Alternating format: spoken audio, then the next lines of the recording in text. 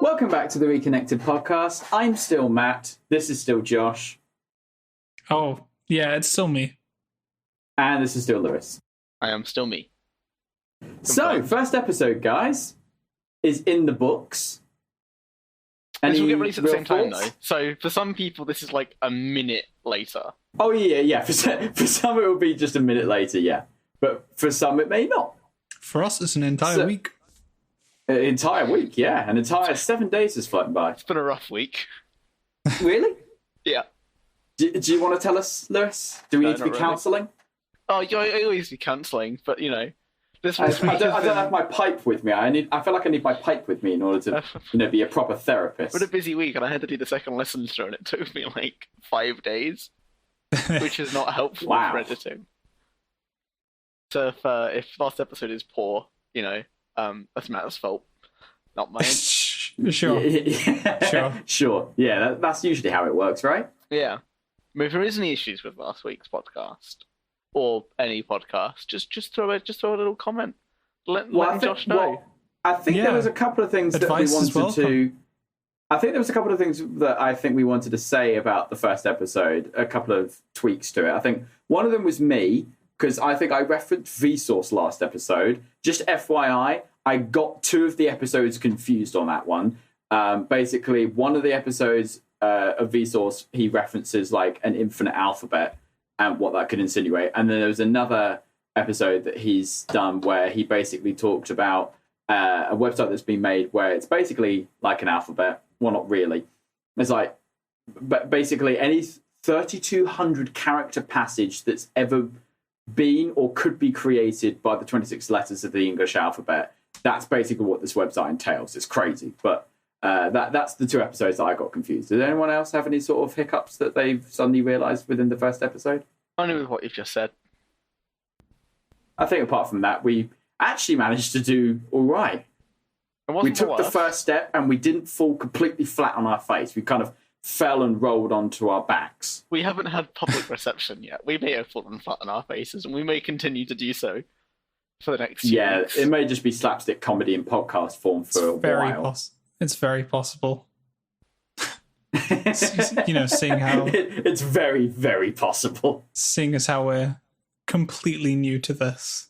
Completely new, completely inexperienced. Yeah. And just did this on a whim. At this point, correct me if I'm wrong, but at this point, we still don't actually even know how we're doing the podcast.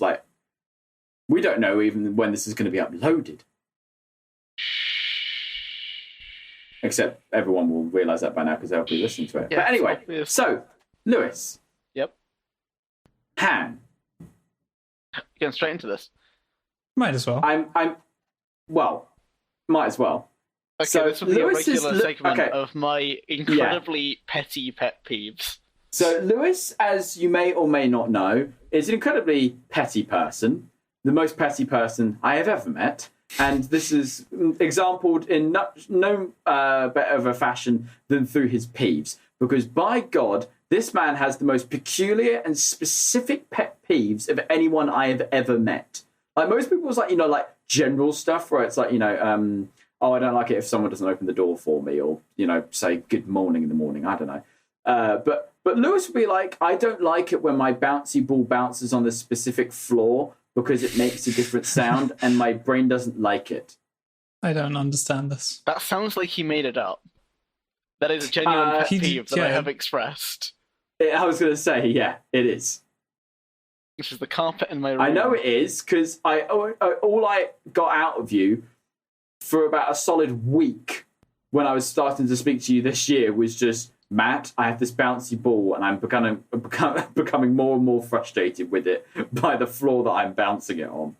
Because the carpet, so I live in a studio flat where there's a bit of lino to catch water if it falls off so you don't ruin a carpet. But because of that, it makes a little slapping noise if you hit it nearish the lino. So when you're bouncing it, you hear a nice satisfying thunk. And then you get a... Hopefully that got picked up. I don't think it gets picked up.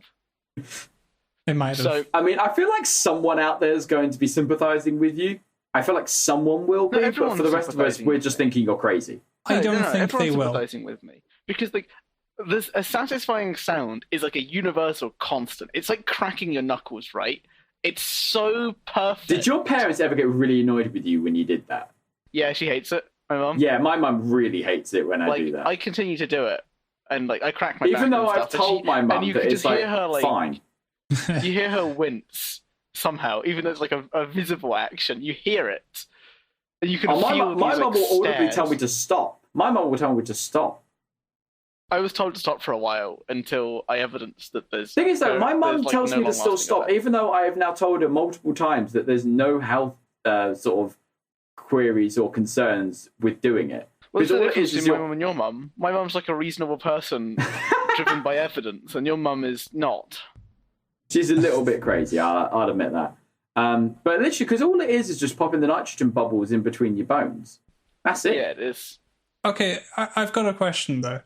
So I don't think that there's any damage really being done. But at least in my case, with cracking my knuckles, it happens a lot more because I do it more. Like, I don't know if I worded that. Okay. Because I crack my knuckles more... The more you do it, the more likely your fingers are to crack, yeah. Yeah. I mean, something's happening there, I'm sure. And it doesn't exactly feel positive.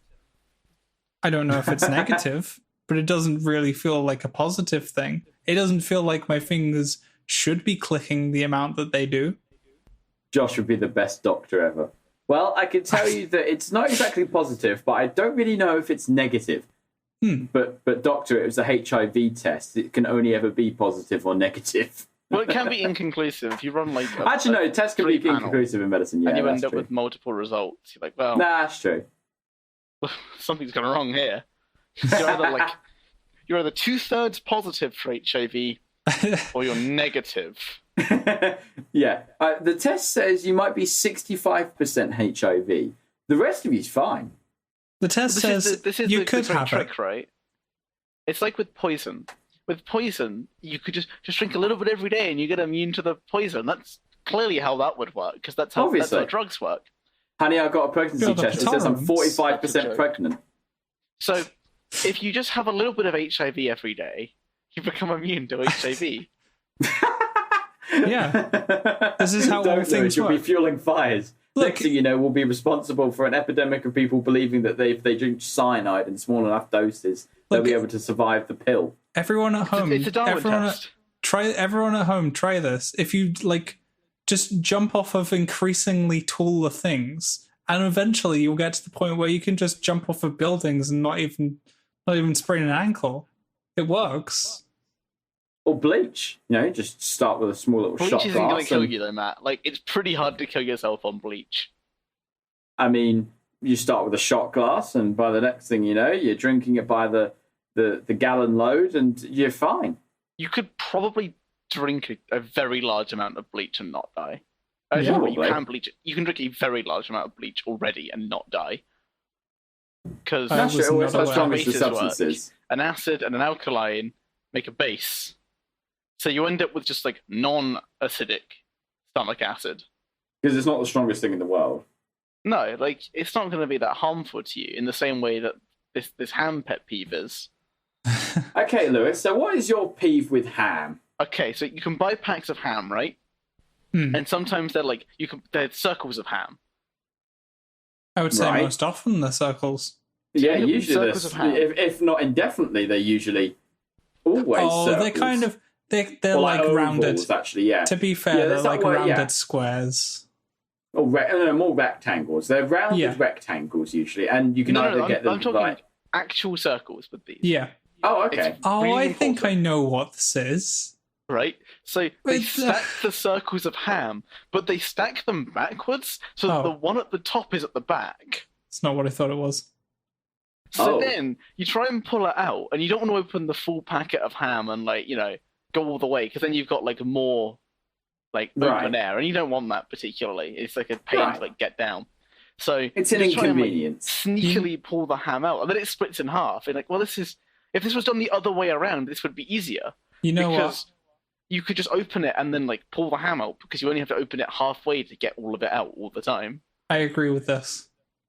It's not petty. Well, it is petty, but No. like it's not an unjustified to be fair, concern. that's one of your more rational, fair peeves I've heard. I've had problems with that. It's annoying. Although, I mean, you can usually get around it by just like kind of like getting your nail under the first piece of ham, like the top piece. Yeah. And then just lifting it off. But like you put this market research out. There may be a reason, right? Like if there's a reason, I'd like to know. But just flip it. Like whatever your machine is currently doing, just like reverse flip it, the way that it's doing it. Yeah, that would. I have to say, I always hate food where it's never made robust enough. If that makes sense. I don't know what you mean. No, so, like, for instance, so if it doesn't hold its structure well enough. So, like, for instance, if I get a packet of cheese, like slices of the cheese, and I try to pull one slice of the cheese off, and then it just starts like crumbling. Yeah, that's bad cheese.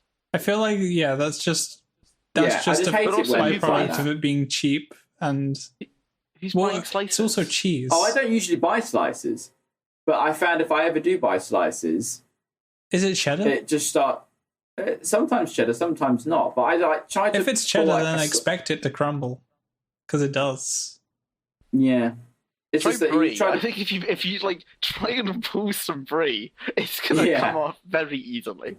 Or mozzarella. I've actually missed cheddar whilst I'm out here. Matt, I didn't hear what you said.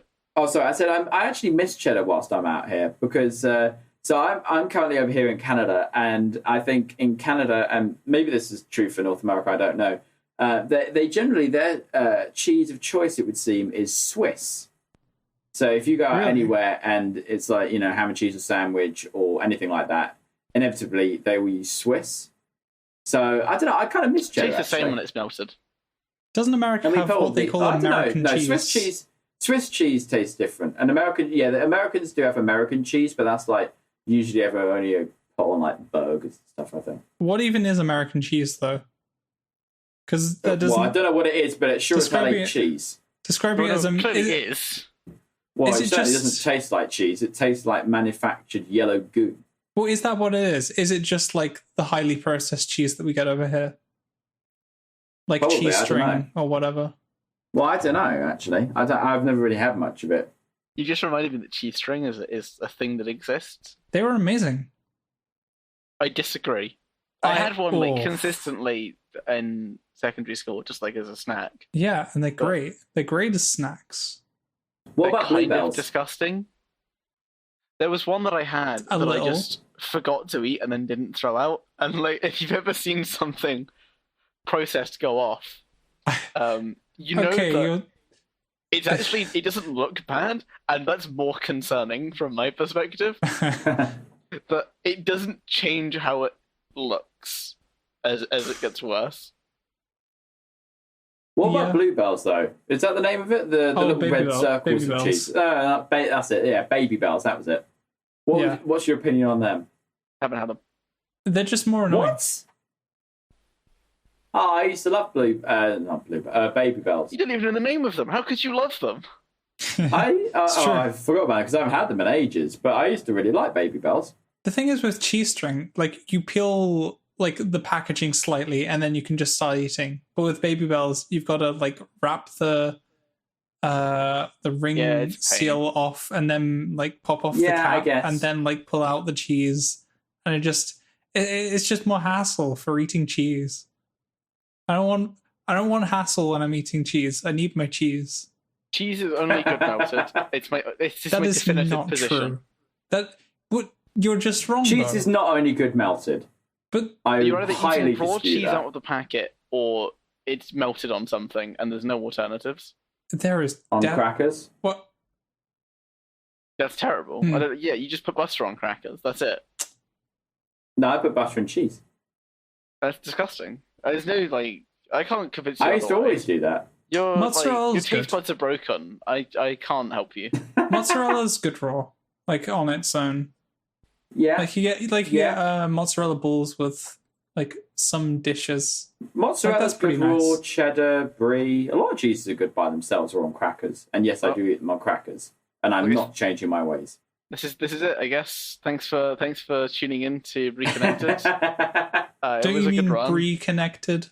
I hate you. I hate you because I didn't spot it. Oh, what? Seriously? I'm disappointed. No, Josh has started the puns. This is the end of things. Yeah. Am I right in saying that cheddar is actually called cheddar just because it's made in Cheddar Gorge? Okay, man. I have no idea. I'm gonna ask you a question. Sure. Do you think I know the answer to that? I don't know if you did, hence why I asked. I can look it up now, but I am fairly certain, I think, that it's called cheddar because it's made it. I don't know where Cheddar Gorge is in Britain. There will be an answer in the show notes if anyone is curious. Yeah, I might actually try and find it out now. Anyway, no, I do miss cheddar though. Is it really not a thing? Because it's just it really isn't. It's such a non-issue. I definitely it would bother me. I mean, it's not like you can try different cheese types. There's a lot of good I cheese. try different cheese types anyway. I just kind of miss the staple like cheddar. I don't know. Also, what do you put on baked potatoes? Because I don't have baked potatoes. I don't like baked potatoes. I can't make the joke a second time, but now I might be serious. I can't. I don't like baked potatoes. I don't know what. I just don't. I like roast potatoes. I like mashed potatoes. Ooh. I like chips. Roast potatoes are best. Like that is the best. Roast potatoes might be the. Oh, I don't know. Creamy mashed potato is. Nah. Ooh. With like roast dinner. Okay. Can I just before you do that, Josh? I want to just preface. I haven't eaten in about 48 hours as of recording this podcast. This conversation's great for you. Oh, this is fantastic. So I'm doing this podcast to get away from the fact that I'm really hungry and don't have any food. But I'm thinking of buying a pizza afterwards. So thanks, guys. I appreciate it. Okay, what kind of pizza would you get? I hate you. This you'll have a pizza soon. Started on ham. Yep. We can talk about food. Yeah, also, just to say, apparently cheddar is in between Bristol and Glastonbury. So it's out west. I think it might be it's in Devon. Okay. So it is a place. Apparently. So I wasn't entirely wrong. I cannot tell you how much I'm holding back my desire to shout expletives at you two.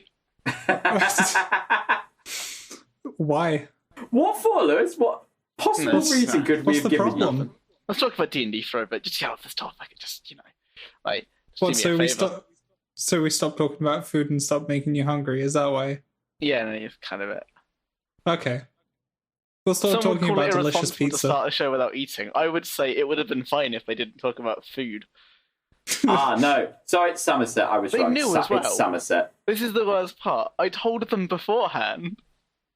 Okay, but this is still on you. You had time to make some pasta. That would have been fine. Can we all just agree, just quickly, that Lewis did start this by actually instigating with the pet peeve of ham?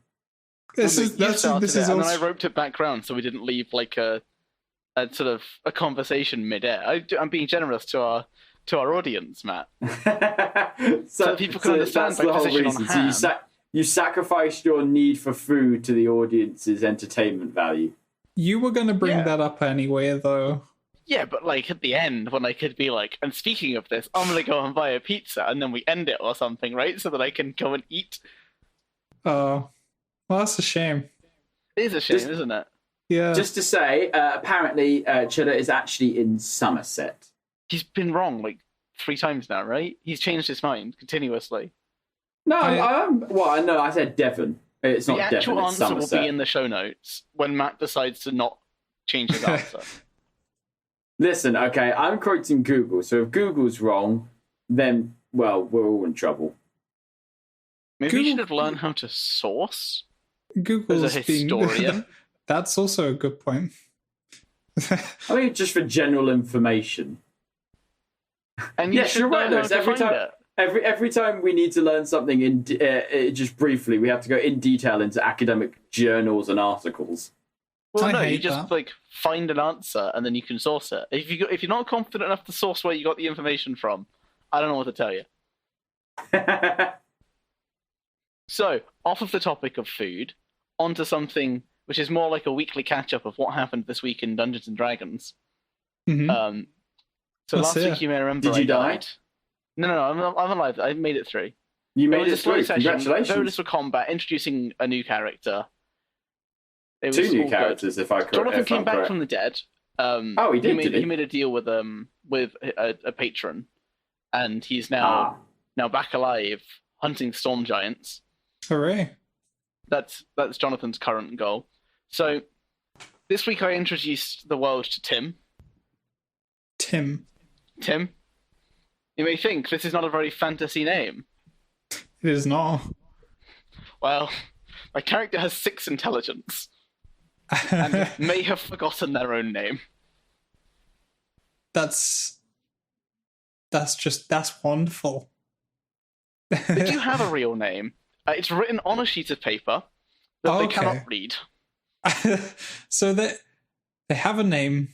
They just can't read it. Yep. That's great. That's just great. So this character has decided to kill death as a cleric from the life domain. Your stupid character has decided they can't remember anything, but they're pretty wise. they have a +4 on wisdom, Josh. Okay. So they're dumb, but they're wise. Yeah. They have excellent knowledge of medicine, insight, and survival. And they are very athletic. This doesn't make any sense.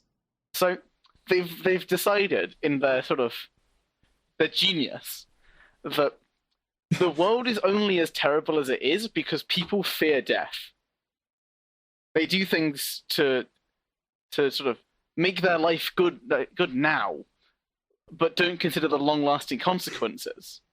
Yet if no one could die, they would consider long-lasting consequences and realize that, it's bad now, but maybe not later, and people would work in harmony and unison. Maybe they would. So this is Tim. Just thought I'd catch people up just in case they were. It sounds like he's going to be a good character. I anticipate his imminent death. So do I. How imminent? He's a life domain cleric who is teamed up with the party's paladin, who is more intelligent than my character, yet somehow acts worse. They've teamed up and decided to buff each other. Yeah. So our paladin now has 20 AC, is really hard to hit, and can't be paralyzed anymore because 2 fights in a row they've been paralyzed, and the one before that they couldn't even participate because they took too long to arrive. Okay. So, that's I have impressive. an anti-paralysis beam that I will cast on them when they inevitably get paralyzed again. Inevitably. Sounds pretty likely. It's going well. Although we did learn something about Jacob this week. Good or Jacob? bad? So Jacob is one of the players of our campaign. Okay. Who we tried to save. You may remember. We tried to save and got us killed. Oh, and then he I was tried the to save again player the week after, and he got me killed. Okay. So it turns out Jacob was playing earlier this week and went down, and someone tried to save him. You'd never guess what happened to him. Let me guess. The floor is yours. So he died, and they died too? If I were to tell you that they went on and lived a prosperous life, would you believe me? You'd be lying. I would be lying through my teeth. They died. Yeah, 100%.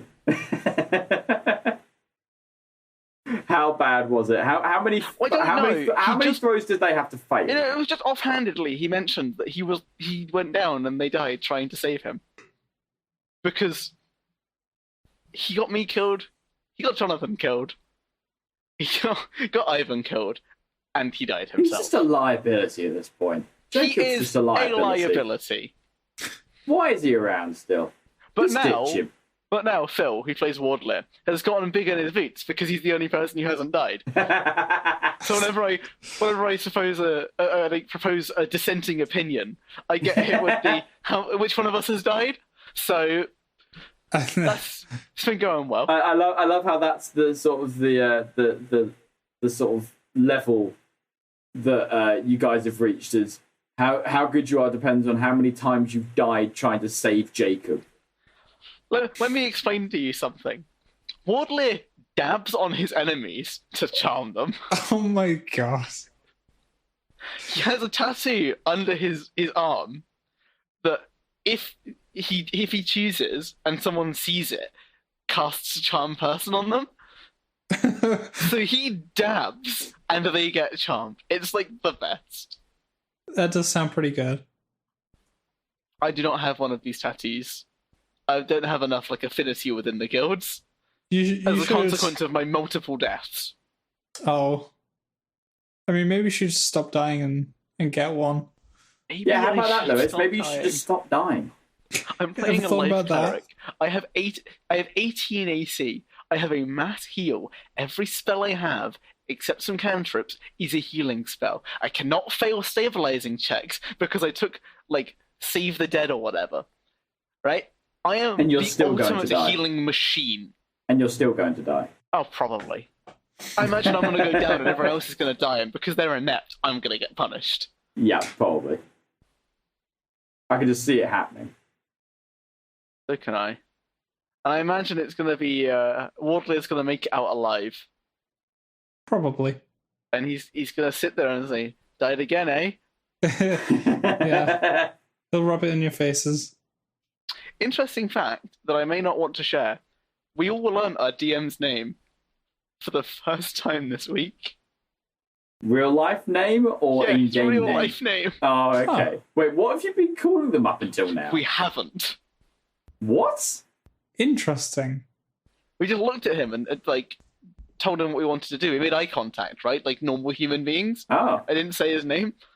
We haven't known for the 6 weeks we've been playing what his name is. That's pretty funny. And we heard someone call out to him, "Hey Rob, you want a lift?" And we're like, "Oh my god."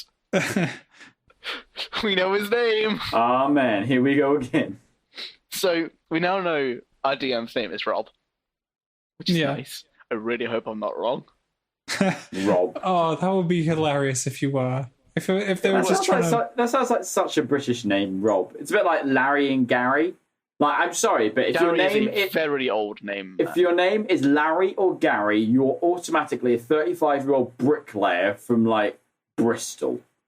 You are nothing but British. You can't not be British with that name. I refuse. I think you've underestimated how old Gazas are nowadays. My mum went to school with Garys.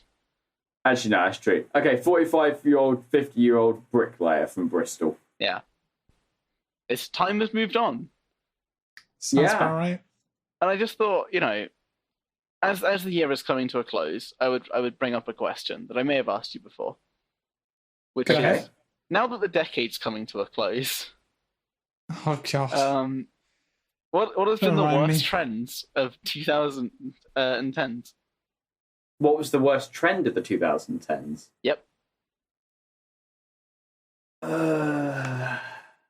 See, I would have said dabbing, but I've grown to love dabbing, ironically. Yeah. Yeah, no, I can get with that dab too. here and there. It's come full circle. I can get with that. No, it's come half circle. I would never actually dab, but maybe. Jokingly dabbing, I think is fine. Yeah. You're doing it to get a negative reaction out of someone. Yeah. I want to hear... It's like puns, right? I want to hear the groans. They feed me. Yeah. Yeah, no, I can get with that. I'm trying to think of anything else in the 2010s. I've thought of one thing, and that's just the increasing number of people that are just either just committing crimes or just doing unpleasant things to get famous on That's YouTube always been a and thing, whatever. I feel like it's become a lot more prominent. More prevalent, I'd agree. Yeah, I mean, doing random, really stupid things for clout has become more and more for sort of like making a thing. podcast to get a Cartoon Network series. Yeah, exactly. Yeah, like, who would do? Those are just terrible people, honestly. Yeah, I don't get them. I really don't. Shamed. Yeah. And the people that listen to them as well, I can't really understand them. Like, who are you? You people out there that, listen to people desperately trying to do something online to gain just clout from it. That's a good point. Like the people putting whatever... the same people who read The Sun, though, they just care about the drama. Like, drama is intoxicating. Oh, God. Yeah. I love hearing people, gossip. I think I do a decent job of staying away from it. Although you know what? I do a decent job of just staying away from most things, though, to be fair. That's Josh's talk for I'm generally a hermit. Pretty much. It's a good way to get away from the world. Yeah. It's alien to me, honestly. Pretty I think effective. I'm probably more of a hermit than Josh is. Not to, dunk on you here, Josh. But, not to steal your thing. If you take away me being a hermit, what do I have left?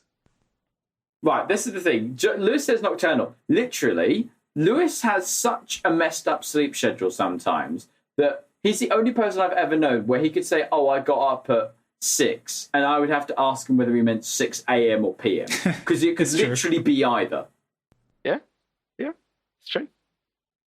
No, I got up at 3 today. I'm going to assume afternoon. You would be correct. Okay.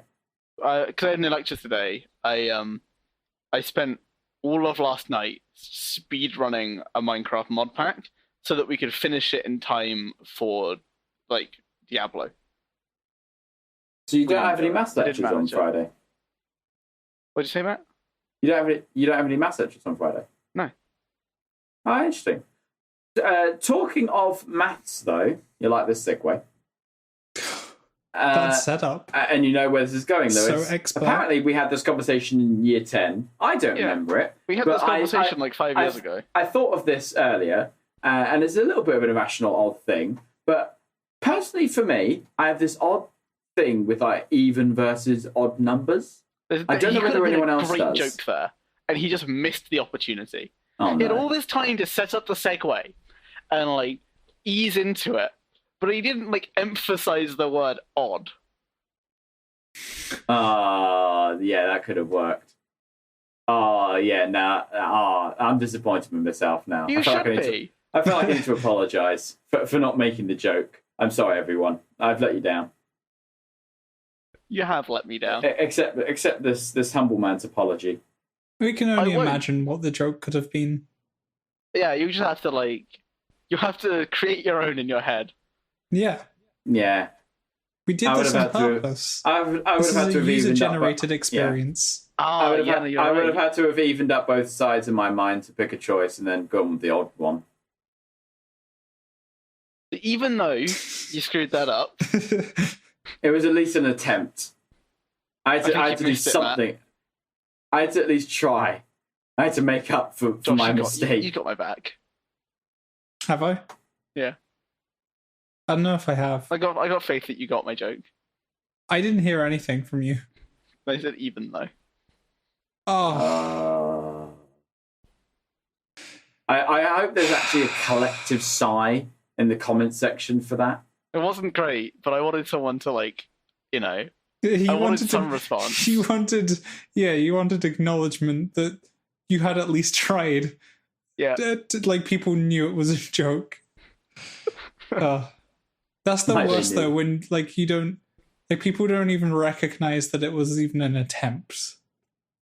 Yeah, but the problem is I wanted to bring attention to it because otherwise someone might think, oh, that was just a coincidence that happened. Last week when Matt was we can't address our audience as watchers, and then immediately said watchers. And he could have played it off as a joke, right? Yeah. But he didn't. I wanted to make it clear it was a joke. That's not as bad. I'm going to take your word for it. So, Matt, what is your problem with odd numbers? I mean, I don't know. It's just I just don't like odd numbers. I don't know what it is. So this is going to sound contrarian. Like it sounds like the most ludicrous thing on earth. I just don't like odd numbers. It's going to sound contrarian. Go on. I despise even numbers. Why? Okay, so in my mind, even numbers are darker than odd numbers. I'm like, odd numbers are like light and fun, and even numbers are dark and they get you down. Odd numbers are sharper. Is that just me? That's just you. This is how perception of things works. Okay. Right? So even numbers are dark and brooding, but odd numbers are fun and happy. Just the way it is. That's just the way it is. I get that, a small amount. Odd numbers feel like they have more character. Yeah, they do. Like, even numbers can't be prime, except for 2, because, 2's always a factor. But I sit there and I'm like, look at that sweet, like, 119. Look at it go. Could be prime, can't remember. I don't think it is. I've not put as much thought into my opinion on these, on even and odd numbers as you have. I haven't put much thought into it, but the more you think about it, you're like, wow, look at them. Well, it's just a general feeling that I have towards them. Problem is, 12, great number. Why is 12 such a good number? Starts with a 1. So it's not actually about being even or odd. It's more about what the number starts with. It starts with a 2, it's dark. If it starts with a 1, it's light, and it's the same. Same pattern all the way through. But even numbers kind of suck. Just in general. Yeah. There's more work with even numbers. Like, you try and do something with modulo and like, oh, well, I got a 2 here and this is really screwing me over. Oh. Right? Because you can't just, like, see on a whim. Okay. Like, is there, like, some factor here I'm not seeing? Yeah. But, I guess that makes sense. 12's got lots of factors, which is why 12 is great. Yeah. Yeah. I'm glad you have a... Is that your favourite number then? No. I think my favourite number is 4. See, really? He's basic. Look at him go. I just don't like odd numbers because there's always that odd one out. That's pretty with decisive. Even numbers, there's an even... Like with even numbers, there's like an even amount on each side. Like with odd numbers... What does that mean? Like 5, you have 2 and 2 on each side, but then there's always 1 in the middle.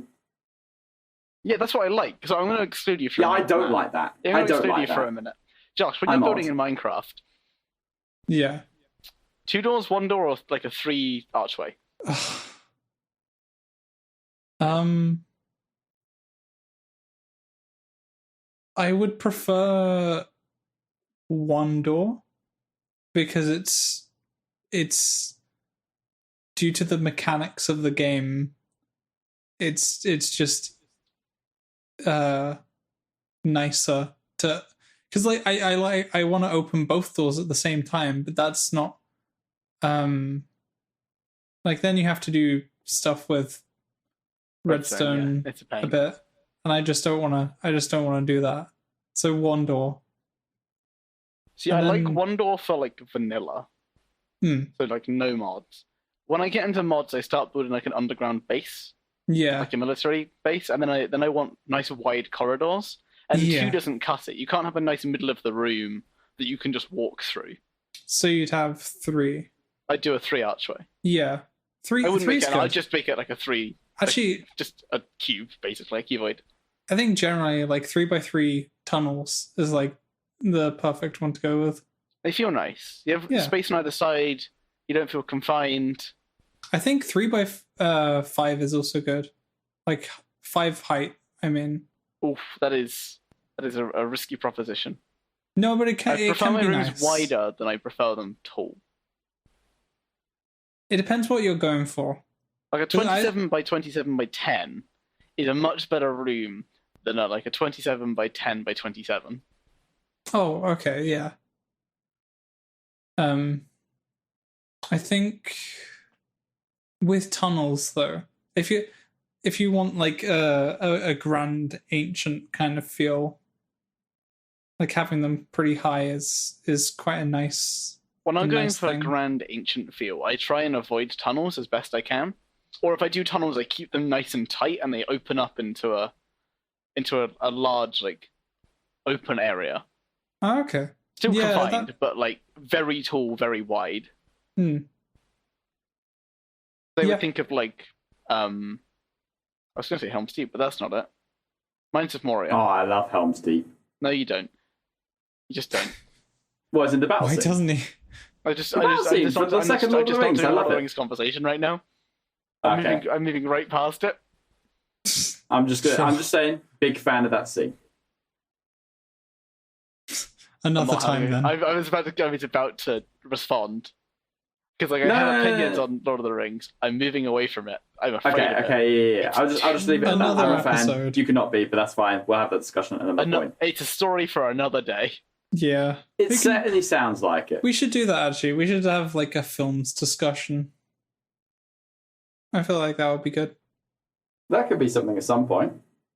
Okay, so we could do that. But I would like to remind you that one of us in this room has in this sort of conversation has very specific taste that is always ignored. I feel like you're referencing yourself there. I am. Wait. What do you mean? I have incredibly high standards for films. Right? Okay, but like I also watch absolute just garbage. When you say garbage, what kind of level of garbage are we talking about here? Like Smallville. Yeah, no, you're right. That's garbage. It's absolutely garbage, but it's very fun to watch. Your level of fun to watch is probably different to mine. I mean, I wouldn't want to watch Smallville myself, personally. You're just so anti, like a good hard fun at, poking fun at Smallville, having a good time with some Superman. So having a good time with Superman. But there are other shows that you could watch that are like stupid humor and actually. Well, no, because the thing good. is, Smallville has some good scenes. Some. Not an insignificant number. And by some, none. Not an insignificant number. Well, some implies a quantity, Matt. You can't have some zeros, but you can have, like, one is a... How is there any good scenes in Smallville? It just looks like one train wreck after another. All you've seen of it are the funny scenes that I've shown you. Yeah, that's enough for me to think that it's just one train wreck after another. You've seen like 3 scenes that look terrible. Yeah, but it's hard to... The thing is, it's hard to imagine the rest of the show being actually, like, decent and... Jonathan Kent, very good portrayal. You can really get behind him as like a character. You can get invested in his concerns. Michael Rosenbaum as Lex Luthor, very good. Yeah. Bring some personality to the character. Lana Lang could be written out. Lois Lane, a very good character. We did this last week, so I won't go over it again. As your weekly Smallville update. Still not amazing. Smallville update.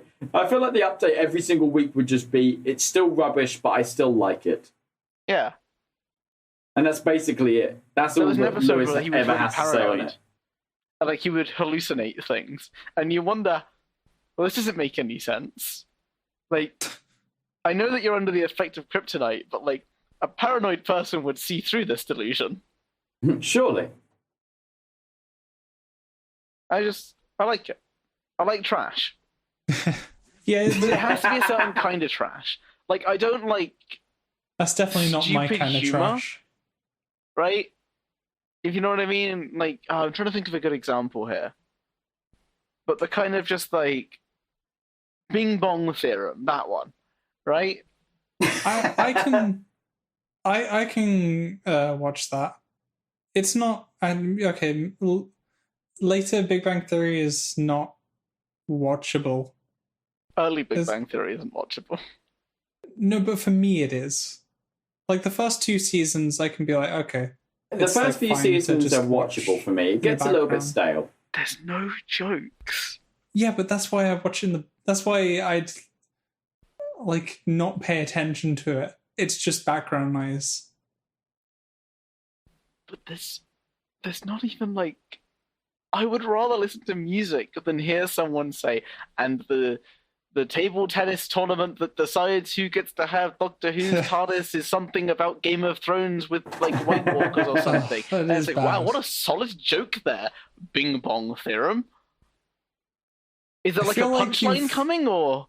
I feel like you've seen like all of the worst parts of it. Whenever you say Bing Bong, my brain just immediately goes to Inside Out. I've never seen Inside Out. Oh, that scene breaks me. That scene breaks me with Bing Bong. Just every time. I have no idea what you're talking about, actually. Okay, so have you seen Inside Out? Spoilers if not, for Inside Out. Okay, yeah. Spoilers, heavy spoilers for Inside Out. So, so have you... okay, first of all, have you heard of it? I've seen it. Okay, Josh, you've seen it. Right, okay. Yeah. Lewis, so have you heard of it? Of Inside Out? Yes. No, I live in a goddamn bubble. Well, I mean, you do most of the time, but have you heard of Inside Out? Matt, do you understand who I am? Do you know who I am? Alright, that was my reaction of the week. I consume far more film media than you will ever consume. That's probably true, yeah. Do I know what Inside Out is? No, I've never heard of Pixar either. Are they the ice cream company down the corner? I mean, that'd be a pretty good name, actually, maybe for an ice cream shop. But anyway. Inside Out? Yeah, okay, so Inside Out, right. So, obviously, it's about, like, the emotions inside this girl called Riley's head, right? Each emotion has, like, a character. Happiness. Yeah. So cut long story short, happiness ends up meeting up with this character called Bing Bong, who's basically this imaginary friend that Riley created when she was really, really young. Oh. And then... do you remember the bit where he sacrifices herself? Bing Bong sacrifices himself to get happiness up onto... It's Joy, by the way. The thing. Sorry, not happiness. Yeah, Joy. That's it. Sorry, yeah, Joy. And he's like, he sacrifices himself and he's like, take her to the moon for me and all that kind of stuff. Oh, that breaks me every time. I don't know, what is it with Pixar and just such sad, like, just heartbreaking scenes in movies? Like, Toy Story 3, So Long Partner, or like the Up montage at the start of Up. Toy Story 3 didn't get me, by the way. Oh, Toy Story 3 gets me. Toy Story 3 doesn't get me. Up got me. Toy Story 3 got me. What else is there? There's Inside Out. The thing with Up, though, it's only that opening scene. Yeah, the rest of Monsters Inc. is that sad. I barely remember the rest of it. Oh, it's terrible. I know there's but I don't think it's terrible. It's probably like it's Pixar. They don't generally make terrible stuff. They just make things. Dinosaur is a film that exists, and Finding Dory is a film that exists. Finding Dory is not terrible. It is just not as good as like Finding Nemo. It's a comparative thing. If I compare The Incredibles to like Finding Dory, yeah, it's like Incredibles is much better. I don't find the same things that Matt finds sad, shockingly. I mean, yeah, it's obviously subjective, but like emotional is probably more accurate. A lot of Pixar gets me. It's just the stuff, we were raised on, or at least I was raised on. I watched How to Train Your Dragon is a series that gets me. Oh yeah. When Stoic dies, that's like, that gets me. That seems doesn't get me too much. I've still not seen any of those films. I'm gonna fight you. I'm intending to watch them for like a year now. Yeah, and I've been watching the other stuff that you've told me to watch. You've just been too far behind. Next, you'll tell me you haven't seen Evangelion. Like, oh my, you've this is a point of contention between Josh and I. You've still only watched the first half of the first episode. I haven't tried to watch it in about 3 months. Oh, what? Like, is it 12 episodes long? Or is it 24? I got 4 more seasons of Smallville to get through first. But that hurts. Like, Smallville is like actually bad. Evangelion is just it's good. No, Smallville is like okay. It's not bad. No, that's even worse then, because it's not like it's not hugely enjoyable, and it's not entertainingly bad. It's just middle. I like me some Superman. Okay, I might that's watch fair. the animated series too. I can understand just watching something for the thing it's based on. Like with Evangelion, I'd have to like look at it and pay attention. But I can watch Smallville while I'm playing Enigmatica 2. I don't know if you have to. Yeah, actually, yeah, you do have to look and pay attention. It's got subtitles. I would have to look. Yeah, well, okay, but you don't have to be the Oh, just watch it.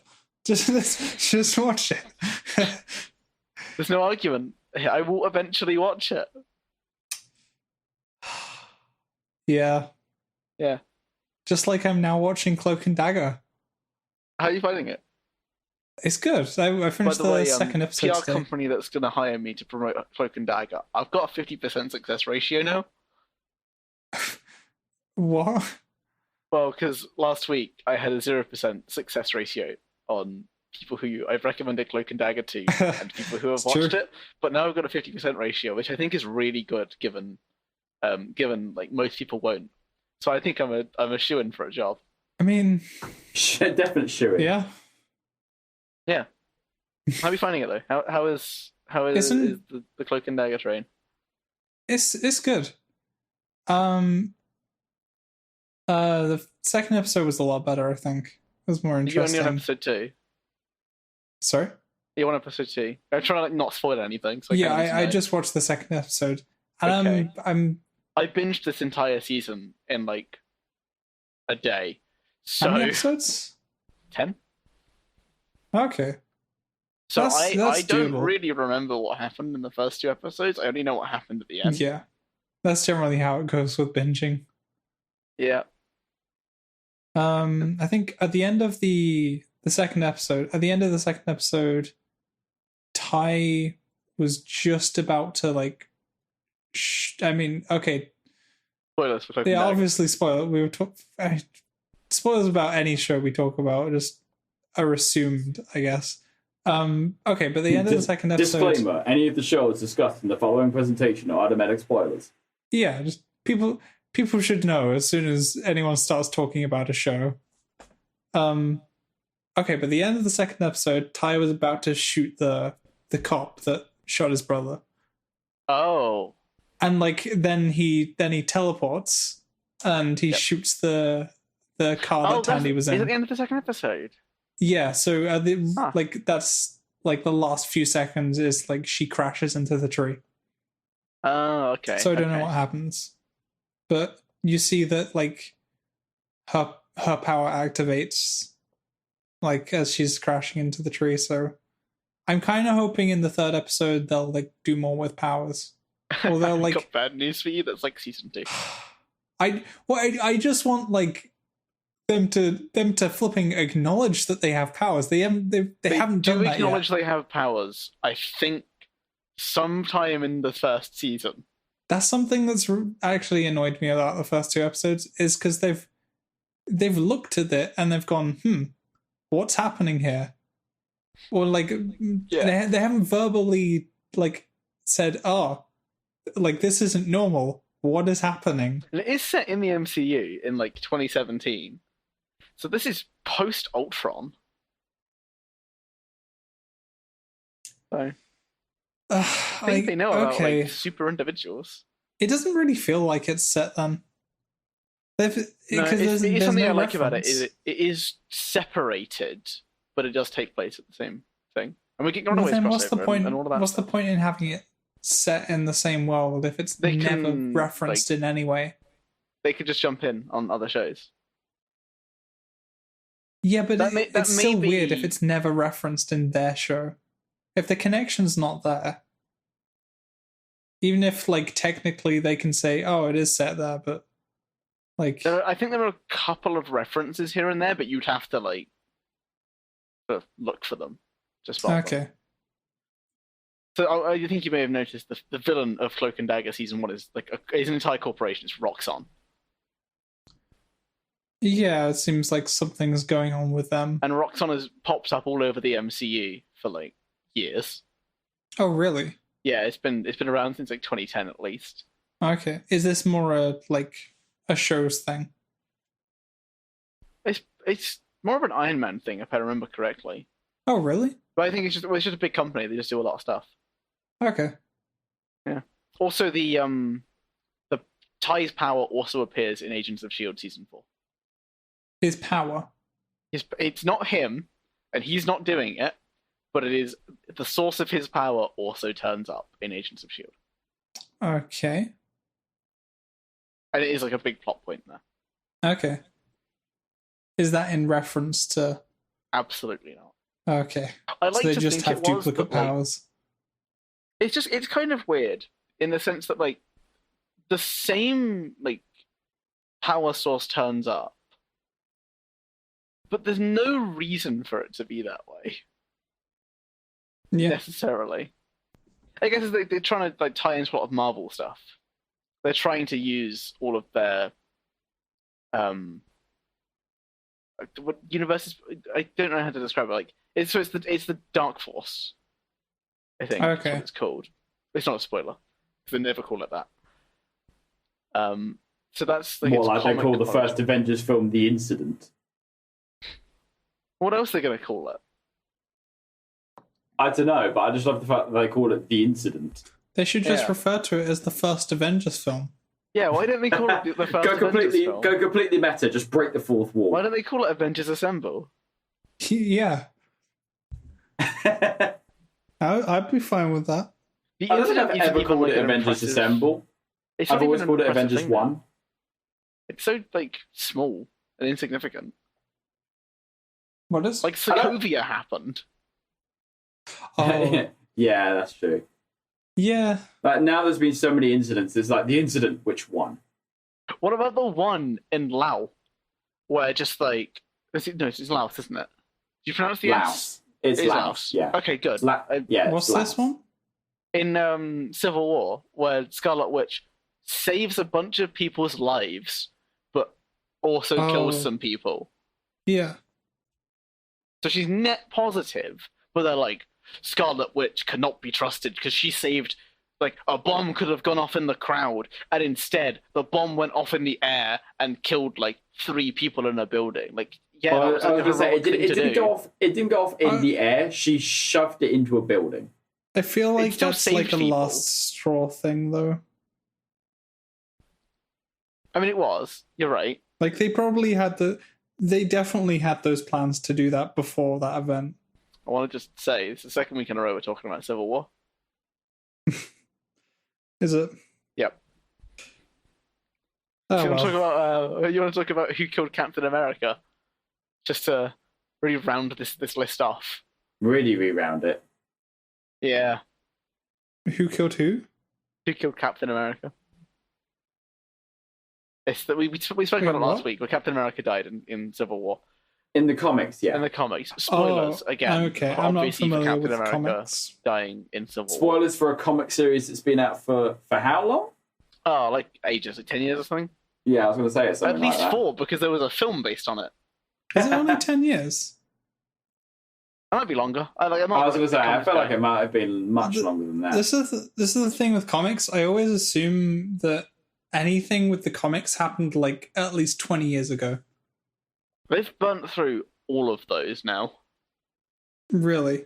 Like all of the original kind of stuff? Pretty much. I mean, like, how many times can we redo Crisis on Infinite Earths? I don't know. It does have Infinite in the timeline.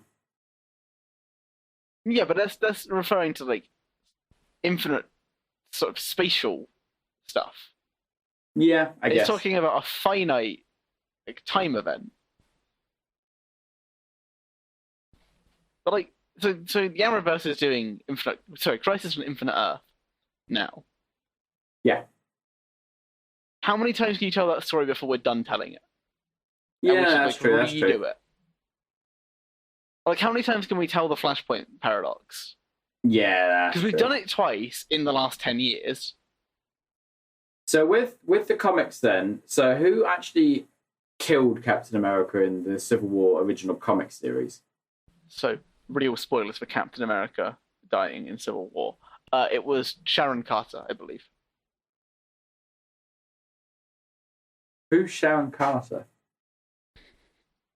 You see, this is why the comics. It's actually, you should know Sharon Carter. She's in the films.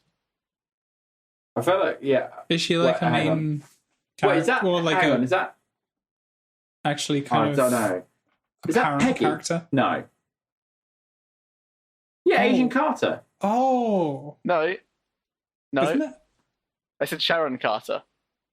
Oh, I thought it might have been a slight name change. Hang on, Sharon Carter. Who the hell's Sharon Carter? Is that her daughter? No, yeah, it was her granddaughter. Yeah, the okay. So what is she woman from the movie? Oh, right? She's been brainwashed. Oh, okay. I've checked by the way. Civil War came out originally in 2007, ended 2008, so it went on for about a year. Yep. Yeah, pretty good then. Right, so would she just shoot him or something? Yeah, she shoots him while Crossbows is also shooting at him. Right, okay. Without a shield, taken down by such a puny weapon. I don't know. I haven't read Civil War. I just know some stuff about it. Is that most of your knowledge with comics? Yeah, passing. Have you read many comics? I've read most of the Death of Superman. Okay. Do you actually have like the comics or? No, but he didn't actually. I love how he didn't actually die though. You're half a D. I love how in the Death of Superman he doesn't actually even die. He just basically just goes into a really, really deep Superman coma. I didn't even read up to the point where he died. I got really bored of like Doomsday jumping about. Yeah, I was going to say, basically all it is that, what's his name? Krypton. Yeah, you got it. You got the name of Superman's planet. No, not Krypton. No, sorry. What's the name of the big kryptonite monster? Doomsday. Sorry, no. That was it, yeah, Doomsday. Did you just say that? Yeah, I said I got bored of Doomsday jumping about. Yeah, and I completely brain farted on actually his name. Not the first time. But yeah, basically in that comic, it's basically just, it really is just a lot of him and Doomsday bouncing about Metropolis for a really long time, beating the ever-living hell out of each other. And then eventually they like just kill each other, basically. And then he crashes down to Earth and like dies in Lois Lane's arms, classic sort of scene. My favorite part about it is it has the Justice League in it, but it's like none of the Justice League you would ever recognize. Yeah, that's true. Yeah, like all the obscure members. Well, look, it was just them for that period. It's like the ones that no one remembers, though. Like the telekinetic woman. I cannot remember her name. She's like they're all like a vampire-looking guy who can do some things. Booster Gold's there. Everyone knows Booster Gold. Wow, not everyone. I don't. Oh, Booster Gold's he's a completely powerless guy from the future who, because he sucked in the future, came back to the past with all of his future tech and became a hero. I don't like DC. Why not? There's some... okay. This is probably just due to the way like the MCU and the DC universe have been handled. Yep. In like their different ways. Yeah, in film, you mean? Yeah. But all of the DC heroes just feel very disconnected with each other. They don't fit within the same kind of reality to me. Like Cyborg doesn't really. Okay, he's from the future, I guess. Cyborg's not from the future. Is Cyborg's like a football player. He got hit by a mother box, and it fused with him, so he's now a cyborg. That just doesn't like fit within the same reality as Batman to me. Like that is so different. Like with what Hawkeye and Iron Man. Actually, Hawkeye and Thor. No, but they fit within the same reality. Okay, Thor is literally from a different world. Like so there's a mother box that Cyborg has in his chest. It came from space. It's just how familiar I am with each of the different things, maybe. Like people look at Darkseid and they all, Darkseid doesn't seem to fit with Batman. But like, yeah, of course it doesn't fit with Batman. He's not a Batman villain. And good old Steppenwolf. Yeah, that's fair. You have to consider it from the perspective of the MCU has basically taken some big bads and put them in, but it's ignoring a lot of the stuff that you don't care about, and it's also had 11-ish years now, 10, 11 years to sort of smooth it out. Yeah. Like, let's look at... I know people are going to get sick of me mentioning Agents of S.H.I.E.L.D., but... Not as sick as we are. I know, right? We've dealt with it more. You're like saints. But consider the fact... Pretty much, yeah. Consider the fact that Agent Carter is a series in the MCU. Yeah. Mm-hmm. Which is just like S.H.I.E.L.D.'s founding and Peggy Carter doing some stuff. And then Agents of S.H.I.E.L.D. involves Phil Coulson, a man who died, teaming up with an Inhuman and a guy from the future to travel through time to stop an apocalypse that they cause. Nice. That seems too much for the MCU. While creating Graviton. Although I know... And killing Thanos. Okay, but... Remember, in the main timeline, Thanos died to Graviton. In the main timeline? Yep. What do you mean, the main timeline? In the main continuity, in the past, Thanos died to Graviton, and as such, a huge time-traveling hijinks occurred in which they killed Graviton so that Thanos could kill the universe. I'm sorry, what? Yeah, it's really weird when you think about it. So Graviton was made to beat Thanos in the MCU. Right. Right? And he kept amassing more and more power and sort of like... And sort of overloaded a bit. A little bit. And Wait, so why did they reverse that? He like ripped it in half. Basically. Okay, that's fair. And Thanos was on the planet at the same time and died. Well, I mean, that would probably kill him. Because Graviton couldn't rip planets apart, apparently. Well, I mean, he is in charge of gravity. So, Thanos dies, and then the time-traveling hijinks, which we can assume because it's only set like 50 years in the future or so, and no one mentions the snap. Which would probably have been mentioned, considering the Earth was destroyed. Just a thought. One of many you have. And by the way, I'm just going to preemptively jump the gun here before someone says, potentially, that, oh, but maybe the snap happened and then got undone because of Endgame, but you have to remember that he dies while Thanos is on the planet. So even if Thanos wins and snaps, it can't be undone because all the Avengers are dead, except for Tony Stark. Good old Tony. I'm just throwing it out there. That happened. So you're saying that's too much for the MCU? Meanwhile, with the DC. No, I want to get to the heart of Josh's issue. That's too much for the MCU, yeah? Having that whole, like, time travel stuff with the Agents of S.H.I.E.L.D.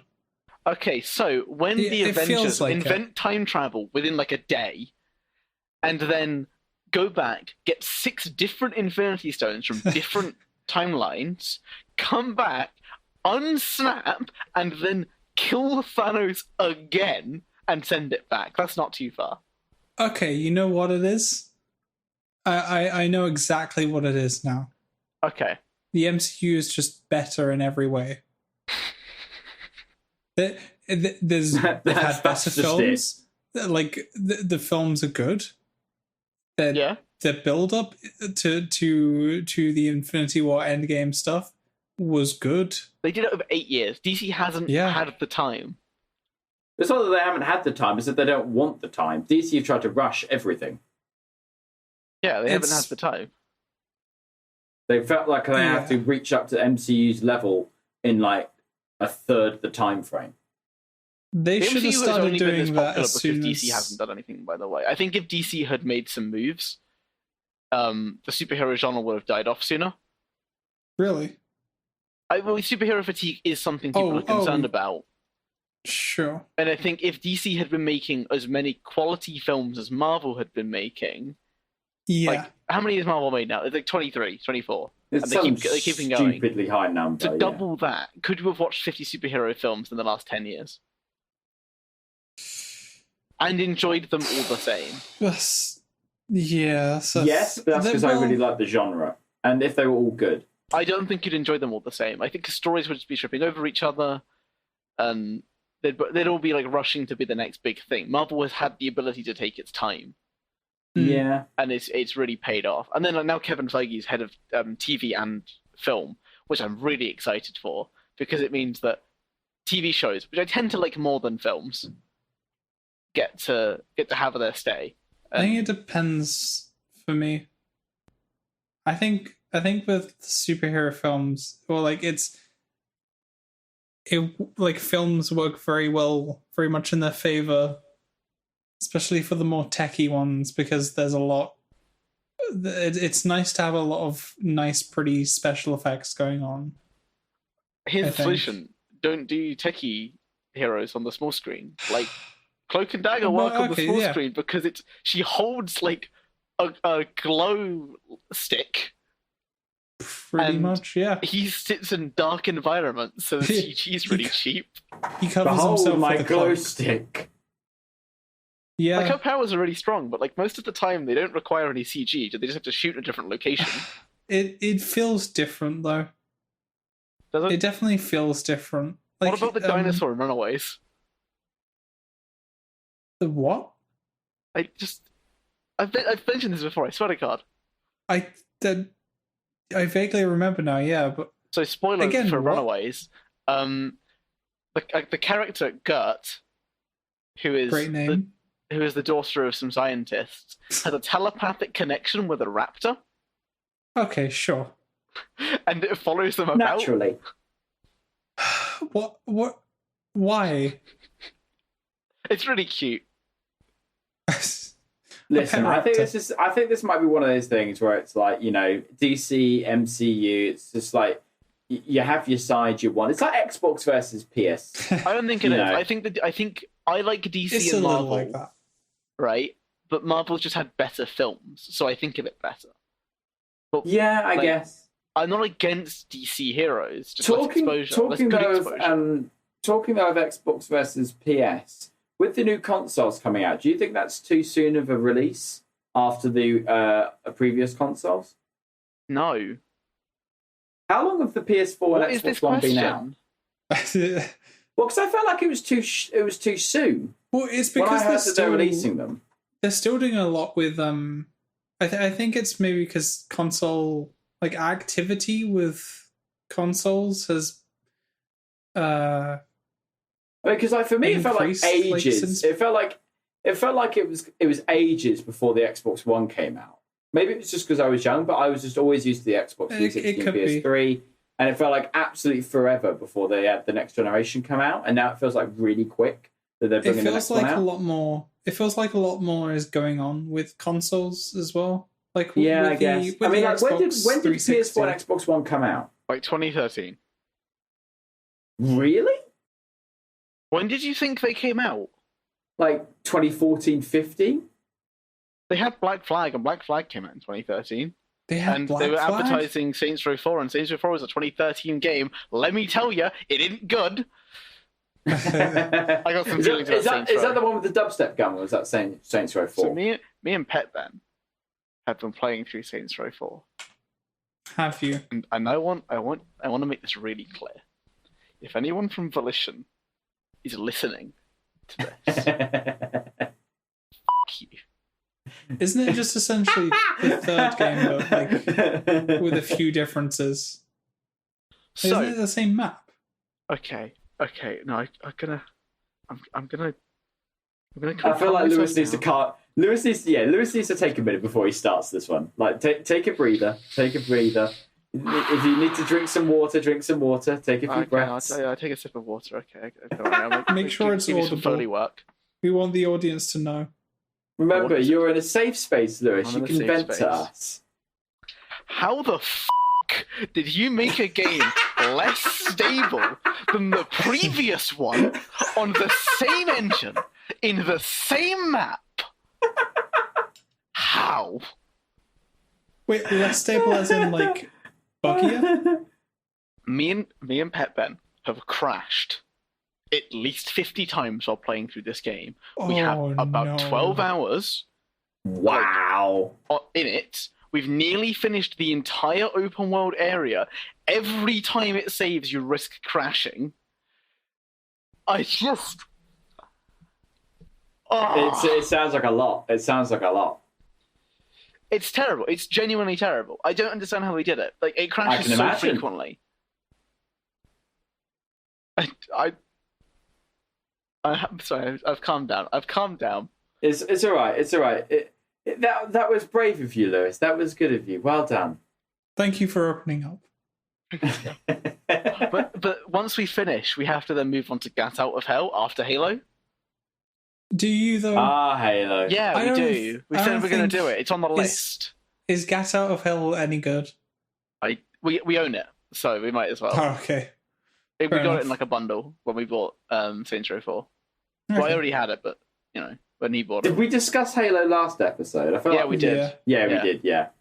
My list of things that I have to go through at the moment is too large. I'm actually... I've had a similar sort of thing. There's like a few games that I actually have on a list that I want to play. Shall I give you the short list of what I'm going through at the moment?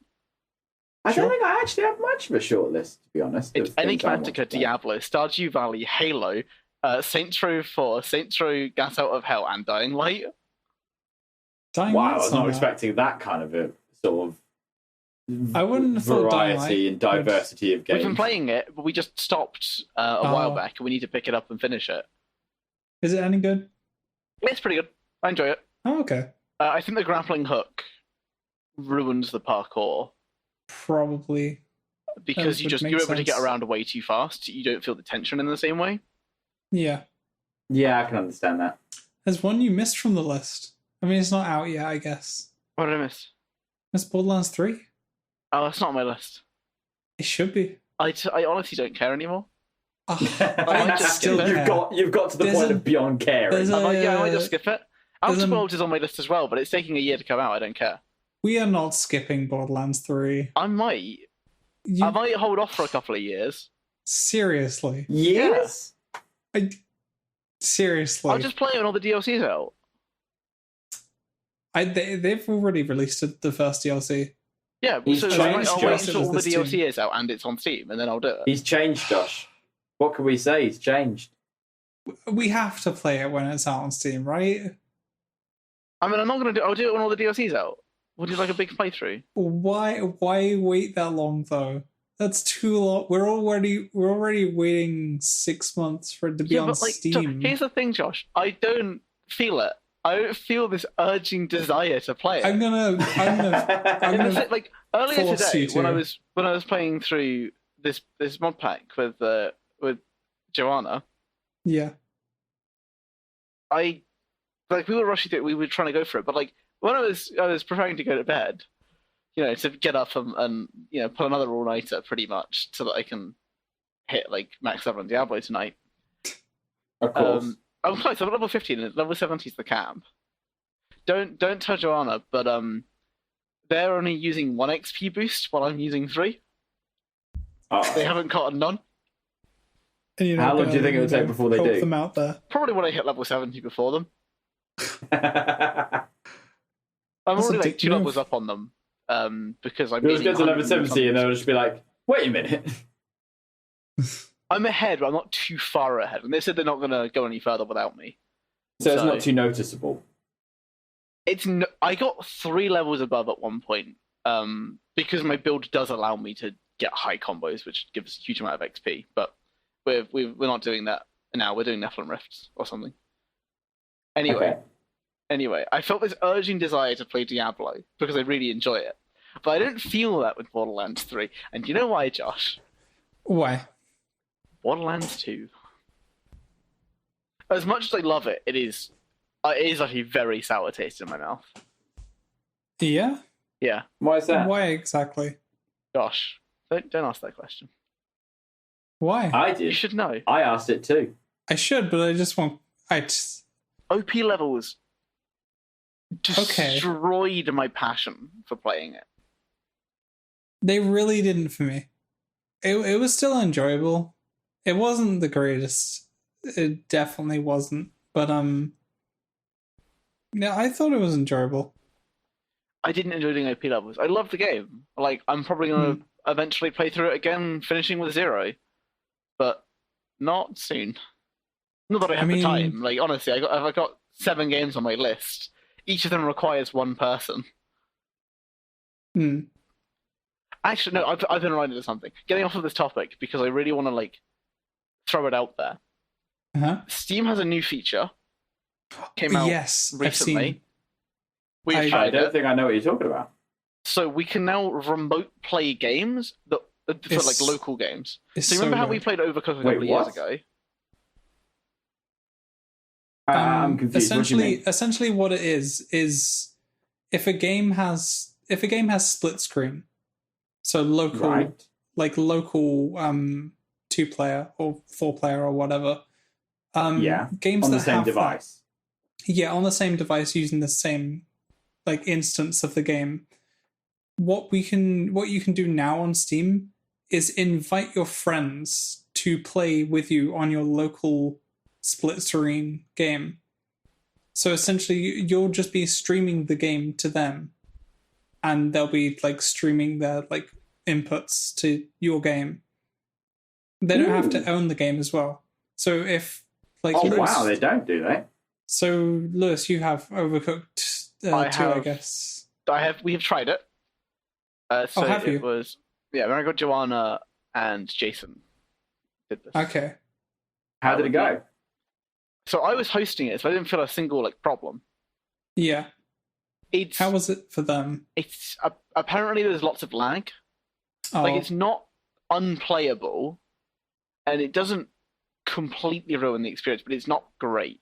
We don't know if that was because of the number of people coming in, some of our internets, or just like the game.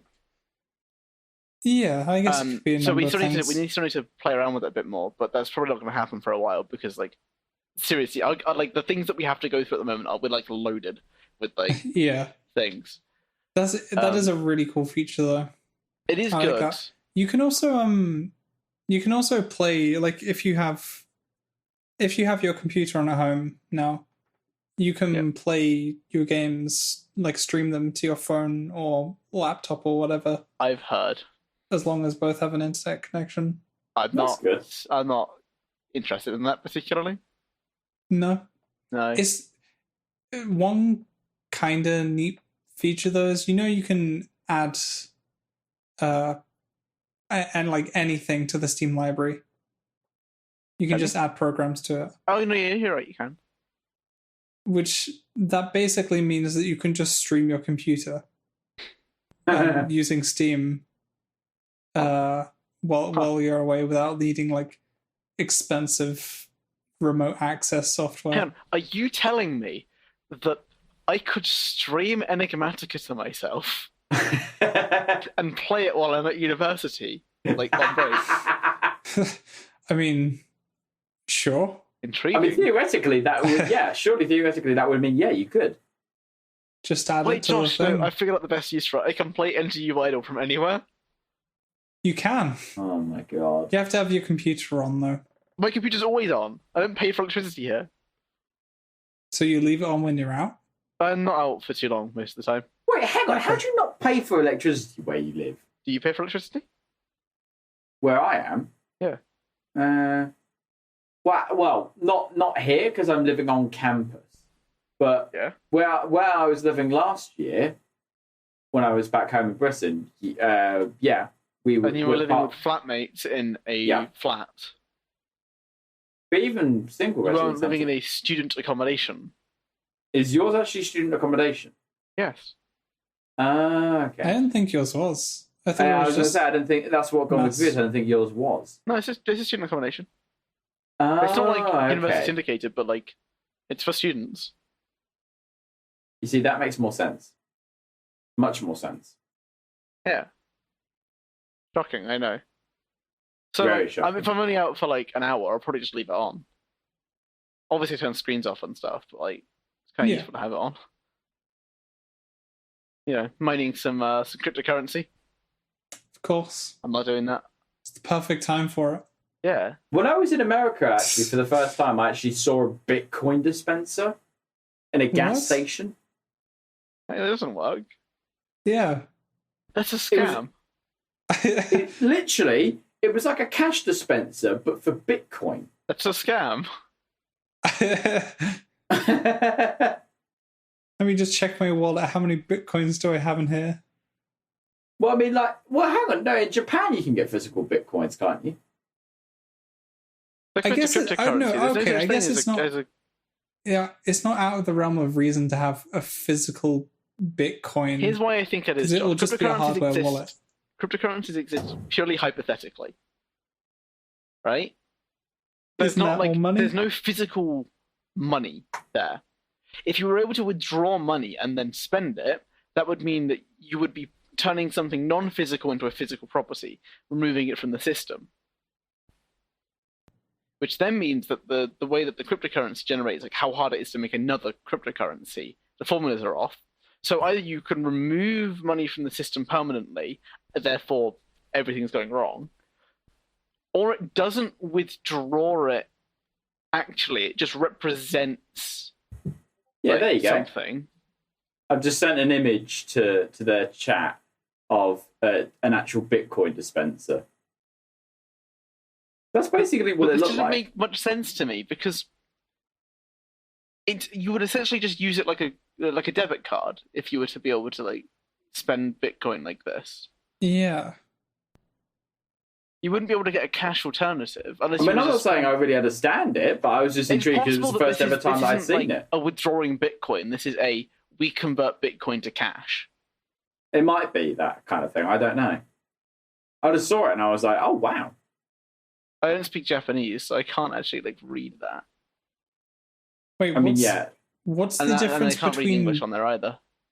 So what's the difference between Bitcoin ATM and Bitcoin Cash? I really don't know. Yeah, this doesn't make any sense to me. Bitcoin doesn't really make much sense to me either. I feel bad if I was Lily Allen though, because she gave up $800 million because she wouldn't accept payment in Bitcoin before the boom. Wait, really? Yeah, so she lost a huge amount. Jesus. Yeah, but Bitcoin's down again now, so she wouldn't have been able to sell. You only hear when it's up. I feel bad for people who lost huge amounts of money on Bitcoin. Yeah. That's their own fault, though. It is their own fault, but it's not. I'm trying to figure it out. It was a risk that they were willing to take, and if they lost everything, including their house, that is their fault. But that doesn't mean they're bad people. No, of course. No. Yeah. In the same way that Matt is a bad person inherently. I think it's true. You turn up late all the time, and I think being late is is an insult.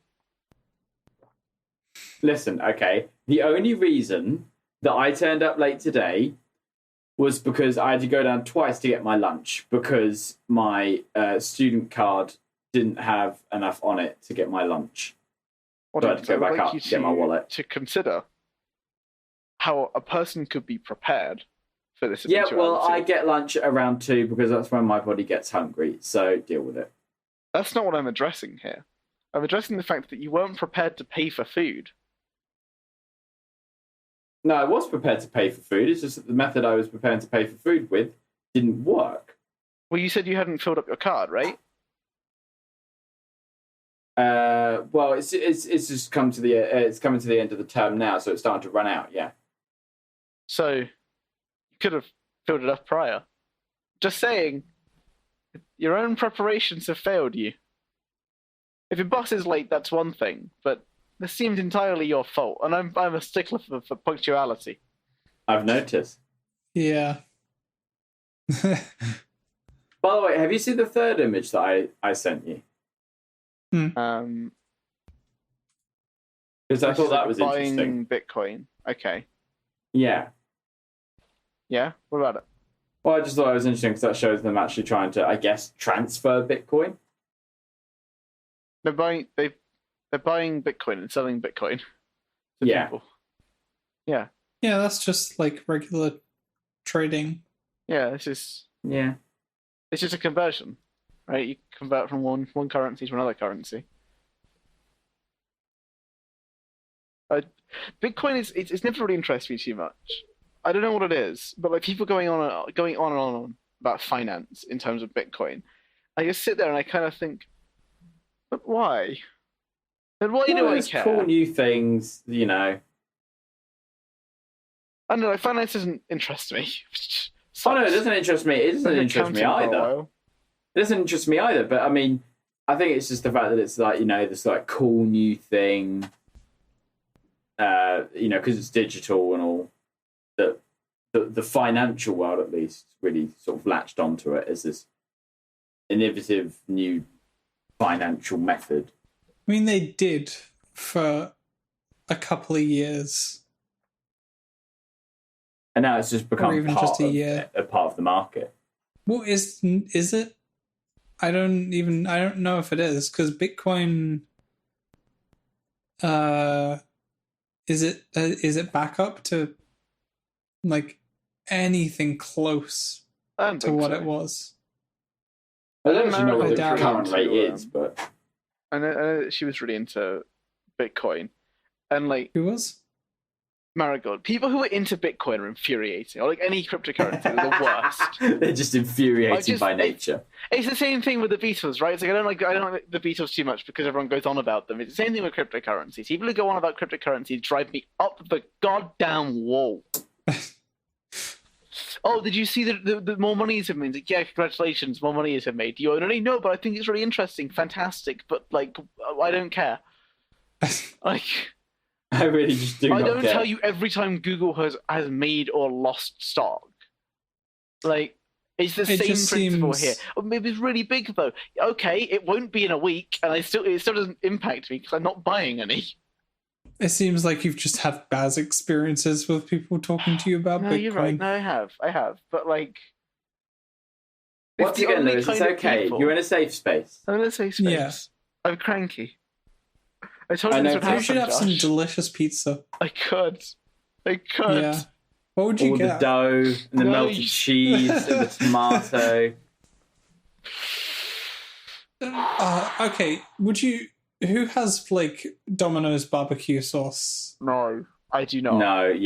Well, I used to have the Meteor, but I don't anymore. It's just too much. Well, I don't order Domino's anymore whilst I'm over here because there isn't a Domino's really close to me. What? Like, really? Do they not have like? Oh, they have pizzerias. They just don't have Domino's. Is Domino's not that big in Canada? Well, there might be. Well, I don't know. They have like others as well. There's pizzerias closer. Do they have any like familiar and chains? Cheaper. Oh, really? Oh, they have. I think they have Domino's, but I think I just have like, other options closer to me. Like there's also like Papa John's and. Okay, so they have like all the standard, like you know, like Pizza Hut, Starbucks, pizza. Well, they probably. I don't know if they actually have. No, pizza. They have pizza. Pizza Hut's I don't think thing. Starbucks is a pizza place. Starbucks is not a pizza place. Well, I was referencing just general like fast food, mainstream like food and drink places. Oh, okay. They have obviously, and then also because it's Canada, they of course also have Tim Hortons. I don't know what that is. You've gone on about it a lot since you went out to Canada. You didn't because it's so good. It's so good. You've been infiltrated by the same people who get me to say my things. French vanilla at Tim Hortons. I might be addicted. Is that a drink? It's so good. It's basically just it's basically like a vanilla latte, but way better. Imagine drinking caffeine. What a coward! You do the exact same thing. Sorry? I take my life raw. I handle all of the hits. No problem. You have a lot of caffeine, don't you? I don't. Really? Don't you drink Coke? Nope. What? I told you, Josh. I Pepsi. quit. Oh, did you? Yeah. I vaguely remember that now. That is good. I drink like one bottle a week if I get a Subway. I've been drinking too many sugary drinks recently. It's like every couple of days. You should join me in the water only camp. Okay, the thing you just said, Lewis, I have something to say about Canada that I don't like. Bacon. Yeah.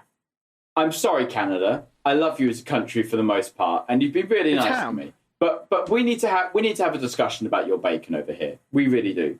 Because I don't know what you think bacon is. It's just wrong. Wait, what's wrong with bacon in Canada? Just quickly, Matt, for anyone who can't see, the show notes, I have ordered a pizza. And this is your order. What? I've never seen this. I have ordered a pepperoni, ham, bacon, and ground beef collection pizza. Why the ground beef? You get meatballs. Listen, beef is like one of those things that I only eat in the specific context of this pizza, so I don't feel bad about eating it. Although you are correct, I should not eat beef. That's not even the point I was making. I know it's not, but I want you to sound like a monster for saying you don't care. I care a little, although I had beef today, so. What a monster. No, I haven't had today, Josh. Beef. It's because I'm not a monster. You're just wrong. What do I haven't had beef today? You're going to. You haven't had beef yet. You've ordered beef. That's essentially the same thing. The pizza. You may as well have eaten it. You ordered it. You still contributed. You may as well have eaten it. If you've ordered beef, you may as well have eaten it. Yeah. At that point, I'm just depriving myself. Yeah, basically. But yeah, so in Canada, when it comes to bacon, their bacon is like paper thin and just crackle, and it just crackles and that snaps like I don't know, like a thin piece of cardboard.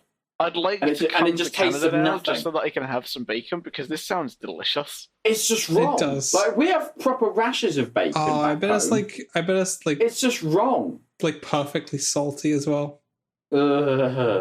Josh, I think Matt's complaining too much, and I would like some crispy things. The cafeteria downstairs. The cafeteria downstairs where I am at uni, they do like a cooked breakfast you can get every morning. And part of it is the bacon. And I just, if I do get, I very rarely would ever get a cooked breakfast now. But if I do, I just don't go for the bacon. Because it's just one of those things where I'm just like, oh. Well, it's literally, it's just paper thin. It tastes of practically nothing apart from salt. Josh, I'm thinking we take a trip to Canada. Do we really? And why is that, Lewis? Like, taking a trip is fine, but I don't know if I want to go to Canada. Like, if we go to Canada, I can see some relatives. We can see Matt. That's like the downside of the trip. Don't worry, it gets better. And then we can have food. You think I'm telling you where I live? I know where you live. You do? Well, I can't say it, can I? Go on. Type me my address. Do it. I don't need to type you your address. I need to know what campus you go to. I mean, I could just hide in my room and you wouldn't find me. You could, but if I'm there for a week, you have to go to lectures at some point. And you have to eat at some point. If I go to your professor, which I'm sure I can find one. Wait, hold on. This means that we'd be going during the lectures. We'd be going during term time. Yeah, but they have different term times to us. Oh, do It'll be like a week that we're off and they're on. Probably. We're not going, Josh. We're not actually taking a trip to Canada. We should. Let's spend thousands.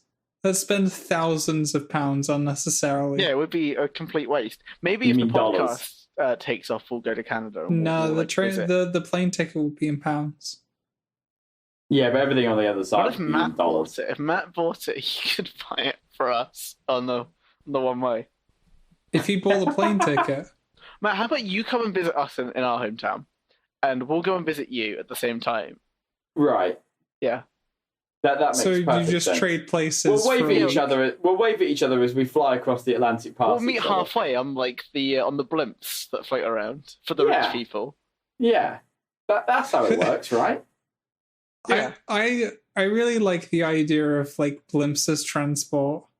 I think it's a cool idea, but it's so impractical. I was going to say, yeah. I was just going to say, Josh, have you heard of the Hindenburg? I'm meaning like steampunk style. Josh, have you heard of the Hindenburg? Steam, not hydrogen. Yeah. That wouldn't work. Yeah. I was going to say, that sounds good. No. Okay. Steampunk's... Okay, well, one helium is a thing. So you want a nice little helium balloon in the sky? Basically, Josh just wants the Hindenburg, but steampunk styled. No, okay. The Hindenburg was pretty steampunk. Okay, yeah, when I'm saying steampunk, I just mean the world. Steampunk worlds are fun. I hate steampunk. That's Why? I don't hate steampunk, but I'm a fantasy guy, and you know it. Is BioShock steampunk? Yeah. Yeah, I thought so.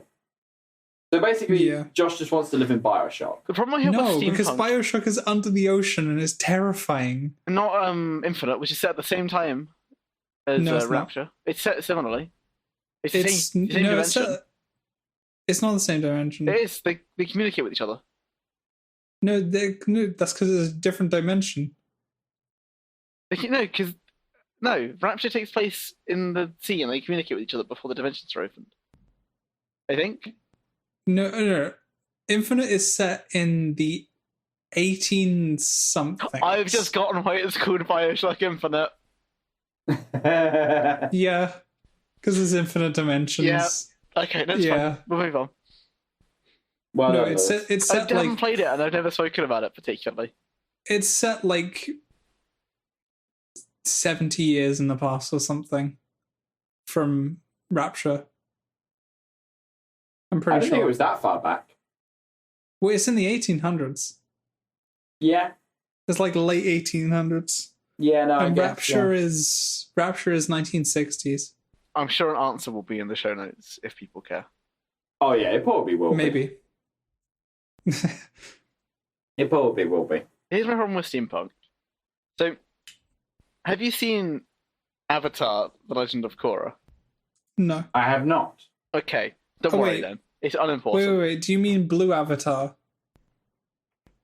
No, I mean... No, he doesn't mean... He doesn't mean James Cameron's Avatar. I mean the good Avatar, cool. Except for Korra. Korra's not very good. Okay. But Korra ends up as a steampunk setting from a more, like, Eastern fantasy setting.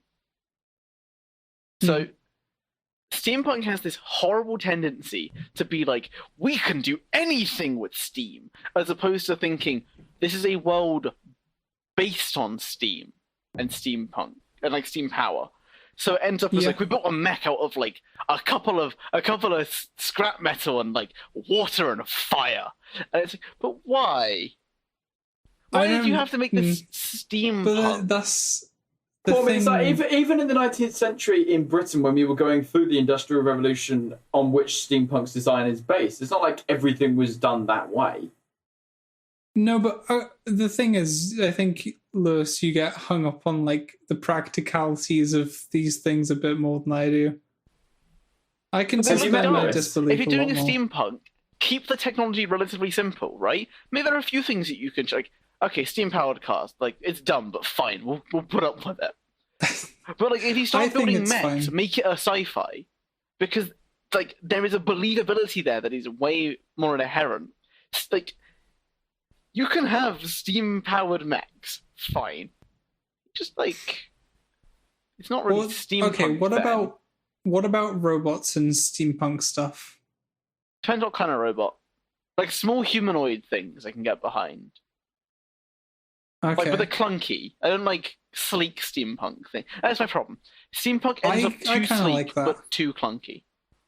I like both. I think the sleek, well-engineered looking kind of robot stuff, steampunk style. Like, I think that can look quite cool. It can look cool, but it doesn't make for anything interesting. Like, at that point, they might as well be in a sci-fi setting. Well, it basically is, but there's the aesthetic of steampunk still. Like, a steampunk aesthetic is fine, but, like, from my perspective, quote-unquote, real steampunk needs to use the the setting for something, right? Like, the reason you pick fantasy is so that you can explore, like, unbelievable, like, gods. You can't really explore gods in the same way you can explore them in sci-fi, because, there's just a divide there, where sci-fi tends to be focused more on the technology and, like, the future than, Yeah, that makes sense. Fantasy focuses on, like, archaic that makes sense, yeah. Right? So that's why you pick fantasy. But why do you pick steampunk? Because of its aesthetics, But you're not picking it for, like, a narrative reason. No, but if you don't pick something for a narrative reason, I think it's kind of a redundant aspect. It's an artistic, like, style, but it isn't a genre. Well, that's fine. That's fine, but, like, saying, oh, I like steampunk is like saying, oh, I like painting. No, but that's the identifiable style. It's not... But I don't think... I guess this is the difference here, is you're saying, I like the art style, and from my perspective, I'm just hearing, I only care about the art style. Right? Okay. I know that's not what you're saying, but that's kind of the way I'm hearing it, which is, like, a problem. It's like, I like the, I mean, what is it? I think, did the Disney film Tomorrowland? Tomorrowland isn't steampunk. No, but it has... The Peter Jackson film recently was steampunk, wasn't it? I can't remember what it was called, like RimWorld or something? I have no idea. No, not RimWorld. Yeah, RimWorld is very sci-fi. Yeah, RimWorld's very sci-fi. Josh notes about RimWorld. Wait, what? You've seen RimWorld be played. Oh, with Lyle. Poor Lyle. How's Lyle doing these days? Exactly the same as he was before. I think he's lobotomized. I can't remember. Oh, poor Lyle. He hasn't been killed by Kyle, though. So I reversed the save, because I didn't... Wait, didn't Kyle die? No, all of the mechs are alive. Okay. One of them maybe did, actually. He may have been replaced by a tier 5 android. Is Lyle in his gold room yet? On something. Yeah. Did Lyle ever get to stay in his gold room? That's it. Mortal Engines. The film. Mortal Engines. Mortal Engines, I thought, looked a little bit like steampunk. Did that want steampunk?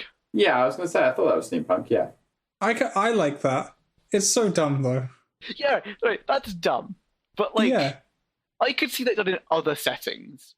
Steampunk makes it seem the coolest because of all the smoke bellowing out of things. So have you seen the movie, it looks cool. Oh, God, no, I didn't care about the movie. No, I haven't seen it. Yeah, I haven't seen it, but I certainly heard about it. It's probably not very good. It's terrible. From what I've heard. It's probably as good as a film about cities driving around, Mad Max style, as it can be. Probably. Moving cities aren't something particularly new to fiction. They're generally quite interesting. No, but having them drive around in the way that they were in the film just looked so stupid. And they fought each other too. Oh, it's Did so they? Dumb. Oh, yeah. What's why it's called Mortal Engines? It's just funny. Yeah, the title's a bit odd. I honestly like that premise, though. That's fun. The premise is fun. I think it would work much better for a game. It would. Like maybe, like you and a crew build a ship. It wouldn't work on the same scale. Pardon? It wouldn't work on the same scale. No, you're right. It wouldn't work on the same scale, but like it would be far more interesting for you and a crew to build like a pretty big ship and just like fight a bunch of other people in an open world, like Sea of Thieves, but Mad Max. Or Guns of Icarus. Or Guns of Icarus. Although I think that was that's just like PvP flat, right? Oh, yeah. You just go in with a default ship, and it's PvE or PvP, yeah. But you don't get to build the ship. No, you don't. So I think the building aspect would be really important for like storing things and keeping them safe and fair enough. Like basically, I'm sure there are games like that. Sea of Thieves could have been a good game. It looks cool. We never talk about pirates, by the way, like between us. What were your opinions on pirates? I like pirates. In a fictional setting, not real pirates, Matt. I was going to say, yeah. What do you mean in a fictional setting? Like, what are your opinions on fictional pirates? Fictional pirate games? Setting? Do you dislike the setting? What do you like about it? I don't like the setting. I like it, yeah. I mean, I think I like the sort of the teamwork games more, like the Guns of Icarus. Like, that looks fun. That wasn't what I was getting at, but that's nice. Well, I mean, like, what do you mean, like, pirate characters themselves in fictional settings? I don't yeah, like, really what do you know. about pirate stories? What do you like about pirate stories? What do you not like pirate stories? Oh, okay. Do you like Pirates of the Caribbean? Oh, that's where you're going. That's not where I'm going, but this makes it quick. Okay, yeah, sure. Films like Pirates of the Caribbean are good. I mean, some of the later ones are a little bit bad. Are you telling me you don't like Dead Man Tell No Tales? Or Salazar's Revenge? Yeah, no. How many are there now? 1, 2, and 3 I can watch. The rest is just like, yeah, no. The first Pirates of the Caribbean film is a masterpiece. Oh, it's a treasure. I unironically really like that film. You don't have to ironically like the film. It's a quality film. I know, it's really good. But I feel like if I say it like that, it sounds ironic. But like even just the way like they introduce Jack Sparrow, for instance. Yeah, and he rocks up with the ship that's sinking, but like all the framing, it makes it really good. And like they introduce the two main characters, Will and Jack, to each other by literally having them fight each other.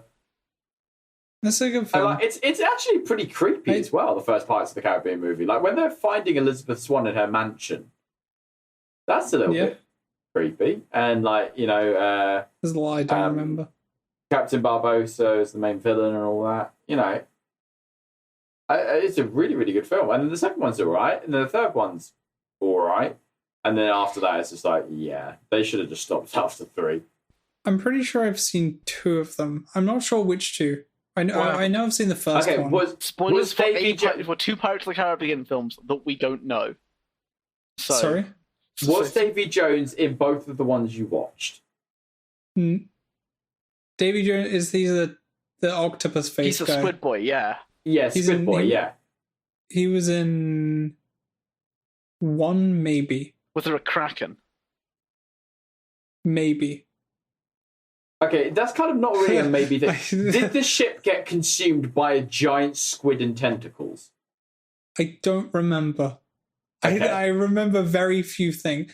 Okay, I watched the first one, the first film. I know that. Right. And the second one I watched, the only thing I remember really is that like the crew got like captured on this island, and the natives were like praised. They were like they heralded Jack Sparrow as a god or something.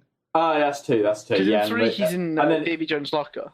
Okay. Yeah, no, it's 2 because they go to that island and they meet the natives, and then there's like the famous bit where they're like all trying to get back to the boat, and then they're all like, "But what about Jack?" And then they just look up the beach, and Jack is single-handedly just running away from an entire tribe running after him, and then it just cuts to one. He's like, "Time to go." You know the best Pirates of the Caribbean media, except for the first film? What? It's the Lego game. Oh, I was wishing you were going to say that. I mean, like, as a child, I don't know why, but like it was the fact that they didn't talk as well, like the old Lego games where they don't even talk. You're so right. This is my pet peeve. I don't pet peeve. It's a real like concern. Is the moment they start talking, I hate it. It's just the way they were able to tell. The voice actors are never as good. Well, it's not that. It's just the way they were able to tell the whole story without ever having one piece of dialogue, which is so good. That is it. That's it. That has summarized it. I think in a single sentence. You played like the original trilogy Star Wars games, right? That's how I got introduced to Star Wars. They're so good. Was the prequel games first, and then the original trilogy, and I played them through, and I was able to get the entire story of Star Wars without having watched the films and without hearing a single piece of dialogue. Yeah, that's how good they were. Are you sure you were able to get the full story of Star Wars just through the Lego game? Not the nuances. You can get the main plot. Oh, yeah. You obviously not the nuances, but you can basically get the entirety of the main plot through just those video games.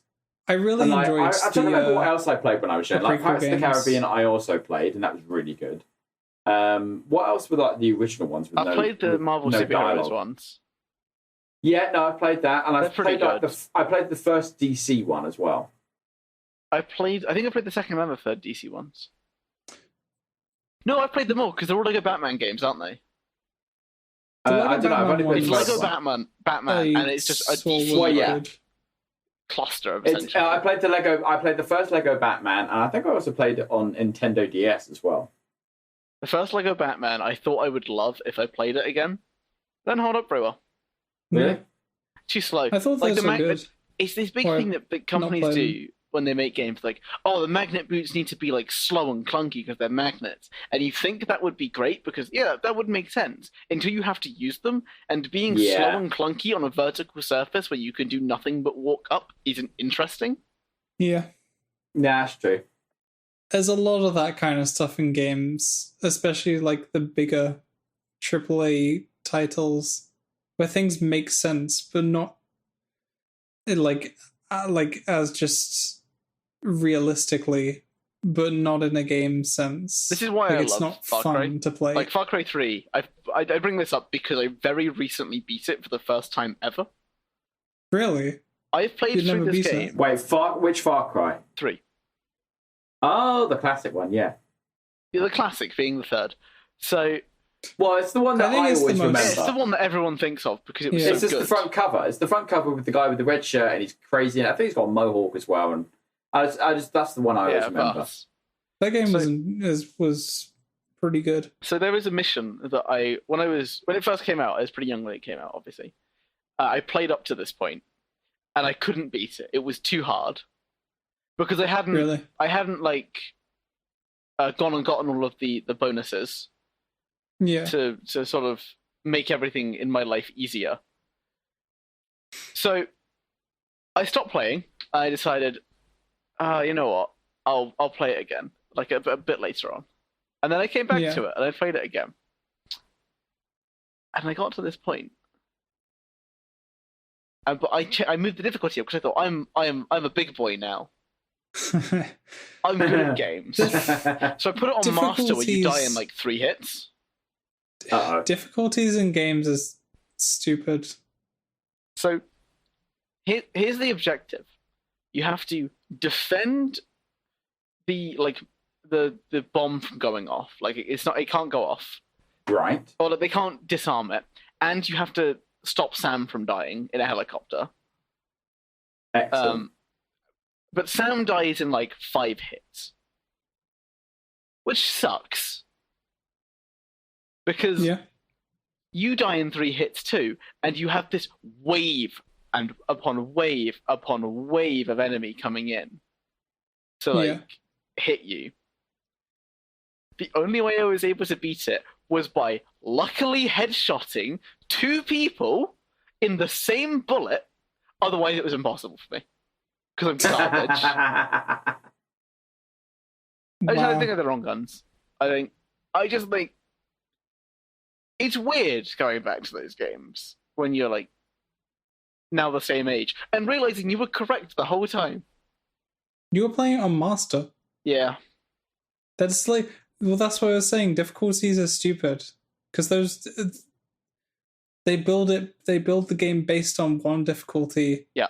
And then just change some things, like just the amount of health that enemies have, or like they had how much damage they do. Still, there's like they just do so much more damage. But I think there's like a good way to do it, make you play like cautiously. Yeah, but then the game's like specifically designed around one difficulty still, so it just means that it's not even like one difficulty was specifically designed so that more unexperienced players could play it. And then it just gets to a point of just feeling unfair despite the skill level that you are. I think the biggest difficulty that Far Cry has with this is it teaches you to play it as a stealth game, so you spec for stealth. Yeah. But sometimes missions will tell you, oh, you're going loud, you have to fight. Yeah. And you're sitting there like, I've got a sniper rifle, a bow, a suppressed single-shot rifle. and like one loud option should it come to it. Yeah. And you just sit and you think, well, I guess I'm done. I guess I'm screwed. It's really good when games like that give you like options on how to how to do the mission. Yeah. Like true. If you want to go stealth or if you want to just go guns blazing. It's a difficult thing to do though. Like Dishonored did this quite well. Where Dishonored had the high chaos, low chaos runs. Yeah. I can't even remember the last time I played Far Cry. You should give it another go. I probably should. There's probably a whole load of like games from way back that I should probably try replaying again. I mean, I've done it some of them. I mean, I've replayed the Arkham games, the Call of Duty games. I haven't played Just Cause in quite a while. There's probably a fair few games that don't play Just Cause 3. Me and Josh have strong opinions about it. Well, I'd ask if you want to relay them now, but do you want to save off on that for the next episode? You want to tease episode 3 of me complaining about Just Cause 3? Yeah. I can certainly tease it, Let's do it. Because Lord knows do I feel like you have things to say about Just Cause 3. And the Just Cause franchise in general. I just want to be like really, really like just a quick like so people can know my opinions on Just Cause 3. No, we've got to entice them for the next episode. Otherwise they won't come back. That's a good point. Now, with that being said... They'll binge it anyway. No, they won't. If they're actually interested. Matt, you want to do an outro? I mean, do I have to? Yep. Yeah. Contractually obliged. I'm contractually... I'm being forced to against my will. Yeah. Well, of course. Right, well, if you guys actually enjoyed any of that and want to hear more of it, hopefully we should have the next episode up along with this one as well, so you can check that one out, or any other episodes that we have uploaded, because I don't know when you're listening to this. So feel free to check any of those out. But with that being said, I guess it just leaves me to say bye. It leaves Lewis to say bye. Bye. And it leaves Josh to say bye. Be enthusiastic, Josh. Go on. Give it a go. Farewell. Oh my god, my pizza's being made.